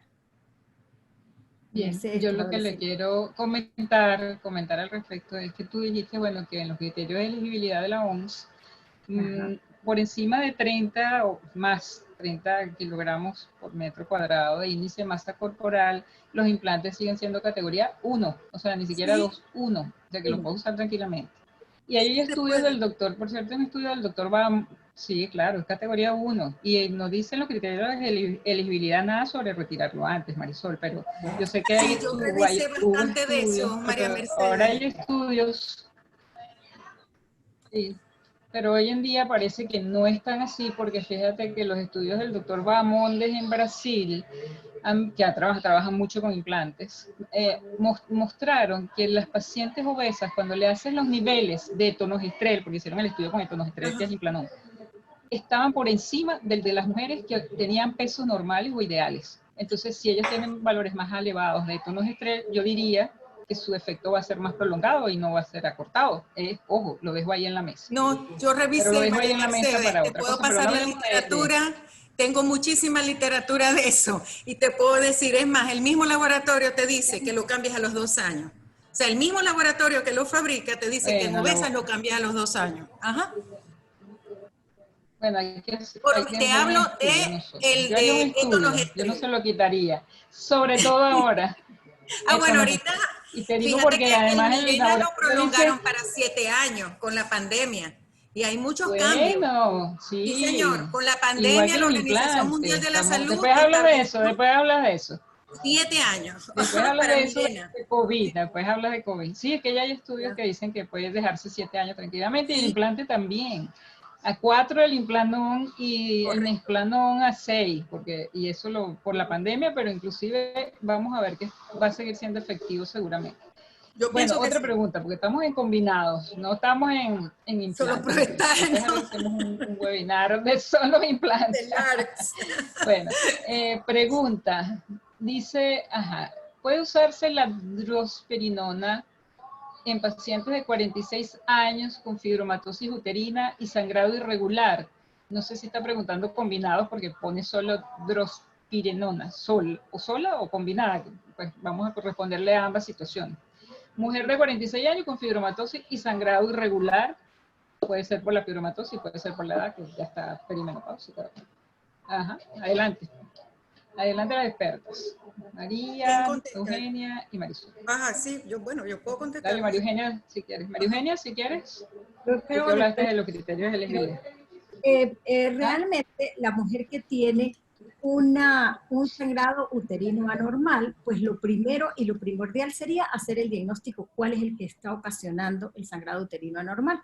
Si la paciente está presentando el sangrado uterino anormal por causa de su miomatosis uterina y no tiene otros factores de riesgo, no es fumadora, no es obesa y no tiene dislipidemia, puede utilizar un anticonceptivo hormonal combinado con drospirenona. Vimos la semana pasada la presentación de drospirenona de 4 miligramos también como progestágeno solo. Una utilidad muy importante en este caso clínico en particular, porque pues daría estabilidad al endometrio, al crecimiento endometrial y evitaría la hiperplasia endometrial y consecuentemente pues el cáncer de endometrio. Pero quedaría casos individuales muy particulares en estas pacientes. Muy bien. ¿Qué dice Marisol? ¿Quieres agregar algo? En una paciente de 46 años, probablemente está empezando su perimenopausia. Hay que descartar si el sangrado realmente es por los fibromas, por los leiomiomas, o el sangrado es debido a que ya se le están alterando los ciclos. Y recordemos que una paciente en perimenopausia no está contraindicado por el solo hecho de tener 46 años. No está contraindicado el uso de anticonceptivos hormonales combinados, sea con drospirenona o con otro. ¿Ok? Por la sola condición de la edad, quiero decir. Y recuerden de todos los beneficios que tiene un hormonal combinado en la perimenopausia. Disminuye el riesgo de aborto, disminuye el riesgo de malformaciones, mantiene la masa ósea, mantiene los ciclos regulares, previene la hiperplasia endometrial, disminuye el cáncer de ovario y disminuye el cáncer de endometrio. O sea, yo creo que no tiene por qué estar contraindicado, al contrario, el beneficio va a ser mayor que el riesgo, siempre y cuando ella no tenga otros factores de riesgo. Bien, muy claro. Adolescente con trastornos convulsivos asociados al ciclo menstrual. ¿Están indicados los anticonceptivos orales? ¿Cuál es su experiencia? Bueno, dependiendo lo que esté utilizando para su tratamiento del síndrome convulsivo. Como habíamos comentado, si la paciente se está controlando con carbamazepina, con ácido valproico, un anticonceptivo con 30 microgramos de etinilestradiol le iría muy bien como anticonceptivo. Y además hay estudios que dicen que produce también estabilidad neuronal. Es importante en esta paciente pues controlar ciclos menstruales.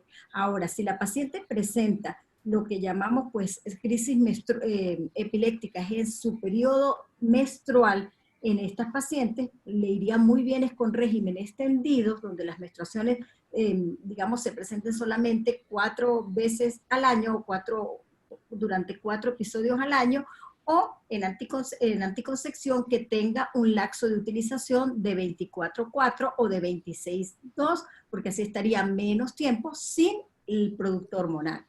¿Okay? Sí, y realmente esa es la idea. Extendidos es mejor. ¿Qué porcentaje de levonorgestrel pasa al torrente circulatorio en pacientes que usan DIU liberador del levonorgestrel? 200 a 300 picogramos aproximadamente.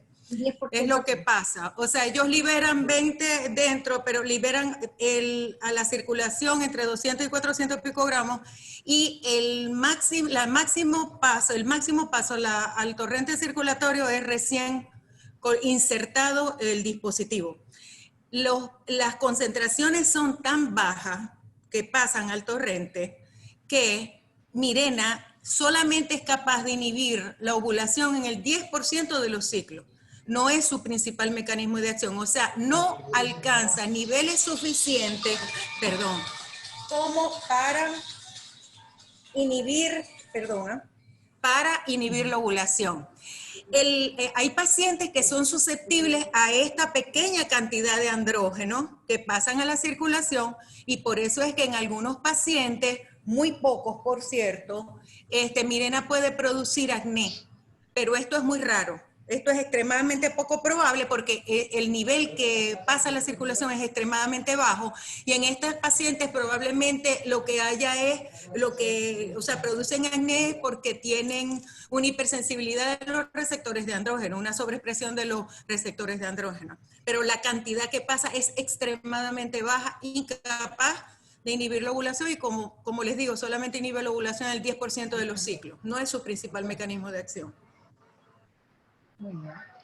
Una pregunta, interesante del doctor Remy que dice, de acuerdo a las nuevas guías de la Asociación Americana del Corazón y del Colegio Americano del Corazón, ahora la definición de la hipertensión arterial pasó de cifras de iguales o superiores a 140-90 a cifras iguales o superiores a 130-80, es decir que ahora hay algunos hipertensos que tienen esa atención.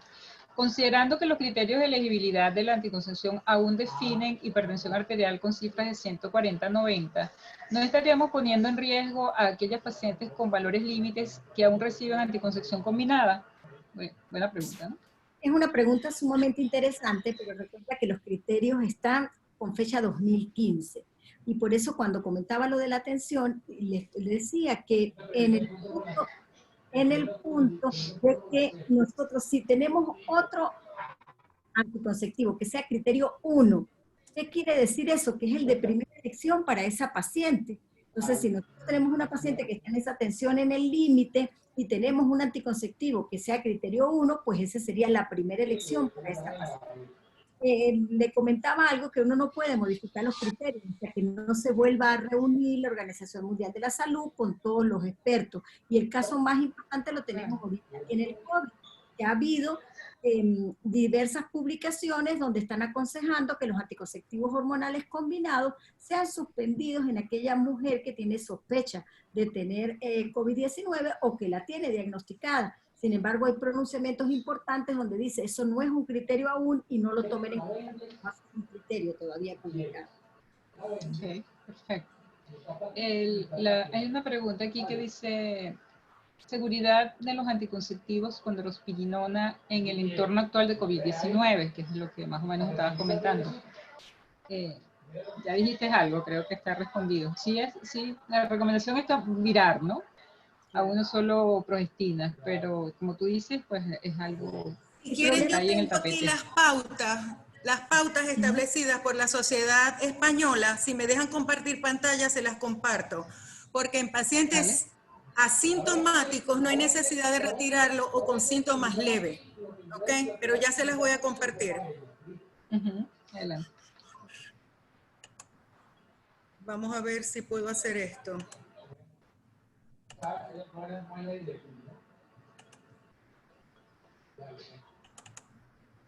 ¿Me dicen si se ve? Sí, ¿Se ve? ya se ve. Se ve. Ok, aquí tienen, ¿ves? En pacientes sintomáticas con sospecha, sin test de COVID-19 o con test dudoso y anticoncepción hormonal, fíjate, establece que si la sintomatología de COVID es leve, continuar con anticoncepción hormonal combinada o cambiar a un solo proestágeno. Si hay otro factor de riesgo, o sea, si la paciente es una mujer joven, sana, ¿ok? Sin ningún otro factor de riesgo y su sintomatología es leve, ella puede mantener la anticoncepción hormonal combinada. En el caso de que la paciente tenga sintomatología respiratoria o neumonía, aun cuando tenga control domiciliario, hay que cambiarlo. O sea, hay que quitar cualquier hormonal en el caso de que tengan sintomatología, ¿ok? Y si necesita mantener el hormonal, no por contracepción, sino que por otra cosa, estoy hablando de solo progestágeno en este caso. Si necesita mantenerlo por otra causa, por ejemplo, es una paciente que tiene una menorragia, un sangrado uterino excesivo, tal, o sea, por otras causas, entonces usted puede mantener, pero solo progestágeno y darle heparina de bajo peso molecular a dosis profiláctica. Ok. En el caso, esto es, dice perimenopáusicas, pero es cualquier paciente, porque es que esto lo hizo también la gente de menopausia. Entonces, en pacientes perimenopáusicas con COVID-19 confirmado y anticoncepción hormonal, fíjense, si tiene síntomas, volvemos a lo mismo, si tiene sintomatología COVID leve, ok, usted puede seguir con el anticonceptivo hormonal combinado si no tiene otro factor de riesgo para trombosis. Si tiene factor de riesgo para trombosis no lo puede utilizar o cambiar a un solo progestágeno, ¿ok? En el caso de que pacientes que vayan más allá hay que eliminarlo. Y en ese caso hay que eliminar cualquier hormonal. O sea, no ni siquiera el solo progestágeno, porque acuérdense que una paciente que tiene un proceso actual de enfermedad tromboembólica tiene contraindicado cualquier hormonal, no solamente el combinado, tiene contraindicado también el solo progestágeno. Incluso por ahí hay una pregunta con Mirena. Con Mirena, si se puede utilizar Mirena en el caso de anticuerpos antifosfolípidos positivos. No, no se debe utilizar. No se debe utilizar porque un paciente que tiene un riesgo incrementado, o sea, que tiene una patología tromboembólica actual, no debe utilizar ningún hormonal. Bien, perfecto. Gracias, Marisol, por compartir esa información. Está publicada, además, lo podemos usar. Sí. Bueno, eso es importante, entonces. ¿Qué opinan ustedes del uso de Mirena, es decir, de un DIU con levonorgestrel X, en pacientes con antecedentes de tromboembolismo? Si es actual, no lo puede usar. Si es antecedente y ya está bien estable y no tiene otros factores de riesgo, sí lo pudiera usar. Pero yo creo que es mejor en medicina irse por lo seguro. O sea, si tienes un paciente que ya te hizo un tromboembolismo, ¿para qué vas a seguir con hormonas? Pues? Salvo, bueno, que sea estrictamente necesario por alguna razón. Pero hay que también tener juicio clínico.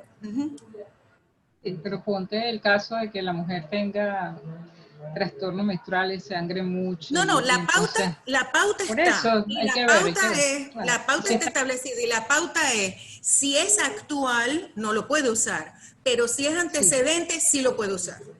Como pasa con los solo progestágenos. A menos que esté anticoagulada y si no que me diga María Eugenia que no. Ajá. Lo puso ella yo estaba viendo y puso ella en las pautas. Si está anticoagulada puede usar. Pasa categoría 2, o sea, puede usarse. Pero como dice, bueno, siempre evitamos los hormonales preferiblemente, si no puede usar una T de cobre, por ejemplo, que sería la primera opción, categoría 1 allí. Muy bien. Doctora Marisol, para ti. Mujeres con hiperandrogenismo que usan, por ejemplo, espironolactona a dosis de 100 miligramos diarios, ¿tendrían contraindicación de usar esta combinación de drospirinona por un riesgo de hiperpotesemia, por ejemplo? Hola, Ciro, ¿cómo andas? Porque esa pregunta la hizo Ciro. Ciro. Ciro Quevedo. El doctor Ciro Quevedo está aquí. Ciro, el darle como por eso puse la lámina precisamente, ¿no? A cuánto equivale 3 miligramos de drospirenona, a cuánto equivalen en espironolactona. Entonces, lo que equivale es a 25. Entonces, si la paciente, tú sabes como ginecoendocrino que eres, que algunas veces se usan 200 miligramos de espironolactona, entonces, es como si le estás dando 100 más los 25, es como si le estuvieras dando 125. Entonces, lo que la tienes que vigilar.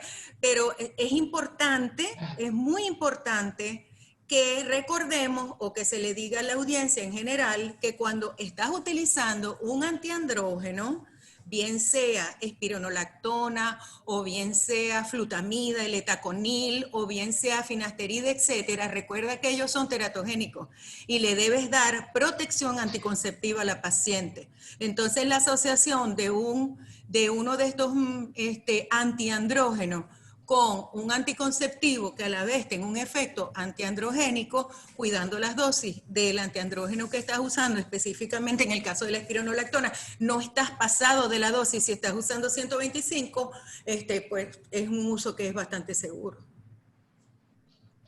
Gracias. Relación de drospirenona con disminución de la libido.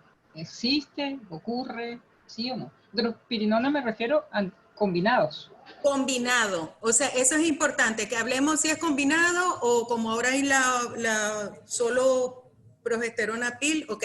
En los combinados sí hay muchos estudios, porque como es antiandrogénica, entonces se decía que pudiera haber. Entonces se hicieron muchos estudios y en todos los estudios que se hicieron no se demostró una disminución de la libido con los anticonceptivos orales combinados que tienen drospirenona. No se demostró. Y recuerden otra cosa de la libido, que la libido es multifactorial, que la sexualidad es multifactorial. Entonces no es solamente el medicamento, es muchas cosas que pueden influir en eso. Claro, por supuesto. Bueno, no, voy a hacer, hay muchas preguntas, pero que no tienen que ver con lo que estamos hablando hoy, las voy a pasar un poco. Y voy a quedarme con esta pregunta de, si bien la mayoría de las progestinas aumentan tanto los triglicéridos como la HDL colesterol, sabemos que su efecto sobre la LDL colesterol varía ampliamente. Desde un punto de vista comparativo, ¿cuál de las progestinas presentes en las diferentes combinaciones anticonceptivas muestra el perfil metabólico más favorable y cuál muestra el menos favorable? Le voy a decir cuál muestra el menos favorable. Las que muestran el menos favorable son las que tienen efecto androgénico, ¿ok? Y las que tienen efecto glucocorticoide. Por ejemplo, acetato de medroxiprogesterona tiene un efecto glucocorticoide. Entonces no son de las más favorables. Ciproterona tiene un efecto glucocorticoide, porque recuerden los efectos de los glucocorticoides, pues. Y son medicamentos que están usando por largo tiempo. Ok, en el caso de los derivados 19-NOR, hay sus bemoles, digamos. Cuando se utilizaban las dosis altas con progestágenos de segunda generación a dosis altas como se usaban antes, ¿verdad? Por ejemplo, levonorgestrel, entonces teníamos más impacto. Pero cuando uno ve los trabajos que son con baja dosis, con dosis bajitas de levonorgestrel no había tanto impacto. O sea, uno no veía cuando baja la dosis, el impacto desde el punto de vista metabólico no es tan importante. Pero indiscutiblemente una progestina que tenga efecto androgénico o que tenga efecto glucocorticoide son las que son más desfavorables para el perfil metabólico, tanto desde el punto de vista de tolerancia a los carbohidratos, o sea, de manejo de los carbohidratos, como de perfil lipídico. Muy bien. ¿Y cuál es la seguridad, pregunta el mismo doctor Remy, de la combinación de etinilestradiol con drospirenona en la transición hacia la menopausia? Creo que hablaste algo de eso, pero sí, ajá, sí, yo creo que ya eso lo comentaste. Eso está contestado. Está muy bien. Ajá. Sí, sí, sí. Seguimos entonces. Uso de anticonceptivos orales combinado en adolescente con sangrado abundante, evidentemente, sí, sí. Por supuesto, sí, doctor Reinaldo. Eso de que de la inhibición del eje, que tal, que quedó en el olvido, o sea, eso de que no los puedes usar en adolescentes, eso fue hace años que se habló y desde hace muchísimos años eso se descartó. Totalmente. ¿Qué hay de cierto que los anticonceptivos orales combinados aumentan el tamaño de los miomas? No es verdad. No. Uso de levonorgestrel intrauterino en casos de endometriosis. Ajá. Solamente es buena para el endometriosis del tabique rectovaginal. De resto no, porque es el levonorgestrel intrauterino. Okay. Sí. En los casos de endometriosis del tabique rectovaginal ayuda, pero no es el medicamento, no es lo de elección. No, Dienojet, no. Pero como bueno, no creo que el Dienojet sí sería muy bueno. Él lo pone Sí, aquí. el dienogés está, el 2 miligramos de dienogés, el producto se llama Visan, eso está comprobado, su uso en endometriosis y los resultados son muy buenos. Y una cosa, pero no es un anticonceptivo, es progestágeno solo, pero no es para uso como anticonceptivo, sino para endometriosis. Es Bien, muy bueno. Sí. Paciente menopáusica con esclerosis sistémica y síntomas vasomotores por hipoestrogenismo. Pero esa no es la pregunta. Ajá. Viabilidad de uso de estrógeno o terapia de reemplazo hormonal. Bueno, no es el tema de hoy. O sea. Bueno, María Eugenia habla de situaciones especiales. ¿Qué dice María Eugenia sobre uso bueno, es que es menopáusica, sí, pensé que era perimenopáusica, ¿no? De todas formas, una paciente que está encamada, o sea, una paciente con movilidad limitada y eso, tiene restricción para el uso de los estrógenos y pueden utilizar otro tipo de medicamentos, pero realmente, o sea, no hormonales, pero no es el tema de hoy. Yo creo que podemos hablar otro día de eso. Van a venir muchos Muchos webinars con temas de menopausia también importantes e interesantes. Hay alguien que pregunta, bueno, última pregunta, ya no tengo más preguntas. Mirena de pacientes con SAF, no sé qué es SAF. Eso es anticuerpos antifosfolípidos. Ya. Pues que Creo yo que es síndrome antifosfolípido. Pienso que eso es a lo que se resuelve, ya también se contestó. Se contestó. Igual también una última que estaba por aquí, mejora la drospirinona, el síndrome disfórico premenstrual, ya tú hablaste. Sí, los trabajos de Perstein y de la doctora Jonkers. Exactamente. Entonces, bueno, chicas, yo creo que para una noche de viernes, que ya no salimos de farra por allí a tomar cerveza, bueno, que lo tiene en la casa perfecto, creo que hemos cumplido con la meta de dar una información bastante actualizada sobre lo que es anticoncepción oral combinada de cuarta generación, porque tiene esta progestina especial drospirinona. No sé si quieren acotar algo, quieren ustedes comentar algo para terminar, para finalizar. Lo único que yo quiero es decir algo de un mito que veo que se hace mucho, que es decirle a los pacientes que tienen que descansar el método anticonceptivo. Entonces, eso no se debe hacer. Eso no se debe hacer. Lo dijo. Sí, lo mencionó al final de su charla de los mitos. Hay muchos mitos. Ese no es uno, hay muchos cuando mitos. Una paciente, o sea, el mito más, el más grande temor, ¿verdad? En anticoncepción hormonal combinada es el tromboembolismo, que eso lo sabemos todos. Ok. Entonces, ¿cuándo se presentan los casos del tromboembolismo? Los casos de tromboembolismo se presentan, yo ya les dije que son estrógeno dependientes, que hay unas progestinas que también se han asociado, etcétera, pero que más que todo son estrógeno dependientes y de la dosis. Quedando eso claro, ¿verdad? Pero depende mucho también de la idiosincrasia del paciente. Entonces, el paciente que va a hacer el tromboembolismo, ¿cuándo se lo va a hacer? Se lo va a hacer recién iniciado el anticonceptivo. No se lo va a hacer después. O sea, usualmente se lo va a hacer recién iniciado. Entonces, en los primeros meses después iniciado. ¿Qué pasa cuando usted le dice que tiene que descansar el anticonceptivo y lo descansa por más de 2 o 3 meses? Esa paciente pasa a tener el mismo riesgo de una usuaria inicial. Entonces, eso no es correcto. Eso no es correcto. Ese siempre quiero decir eso porque me preocupa muchísimo. Sí, estar cambiando de anticonceptivo también a cada rato. Bueno, tuvimos esa situación que afortunadamente ahorita no tenemos porque ya hay disponibilidad de anticonceptivo, ya tenemos, hablando hoy de Genesa, y podemos mantenerla. Entonces antes pues, las mujeres iban y buscaban y le daban uno hoy, mañana no está, compraban otro. Ahí el riesgo de tromboembolismo estaba aumentado. Como Venezuela la protege Dios desde todo punto de vista, creo yo, pues no hubo tantos casos, pero es importante tomarlo en cuenta. Y bueno, María Eugenia, sí, quiero decirles, por cierto, que tienen millones de felicitaciones en el chat, pues se las merecen claramente. Tienen saludos de varias partes del mundo, no solamente del interior del país que nos siguen, sino también de España, de Chile, de Perú, por ahí pude ver. Y bueno, muchas felicitaciones porque de verdad hicieron unas buenas conferencias. María Eugenia, te dejo para que te despidas, igual Marisol, y agradecemos una vez más al Laboratorio Leti por el apoyo de su plataforma y de su patrocinio. Adelante, María Eugenia. Gracias a ti, mi amor, por invitarnos, a todos por participar, al laboratorio por apoyarnos y de verdad por seguir confiando en Venezuela, por tenernos un anticonceptivo.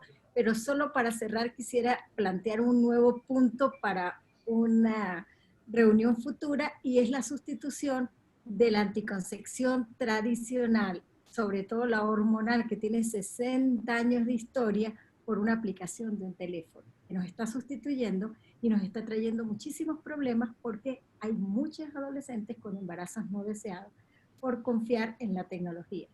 Quisiera en algún momento con los infantos juveniles hablar un poquito de lo que es la sustitución de la anticoncepción, que tiene tantos años de estudio, por una aplicación telefónica.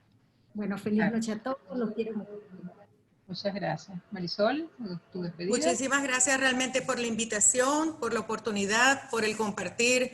Buenísimas las preguntas, la gente está estudiando, la gente está encerrada estudiando todo el tiempo.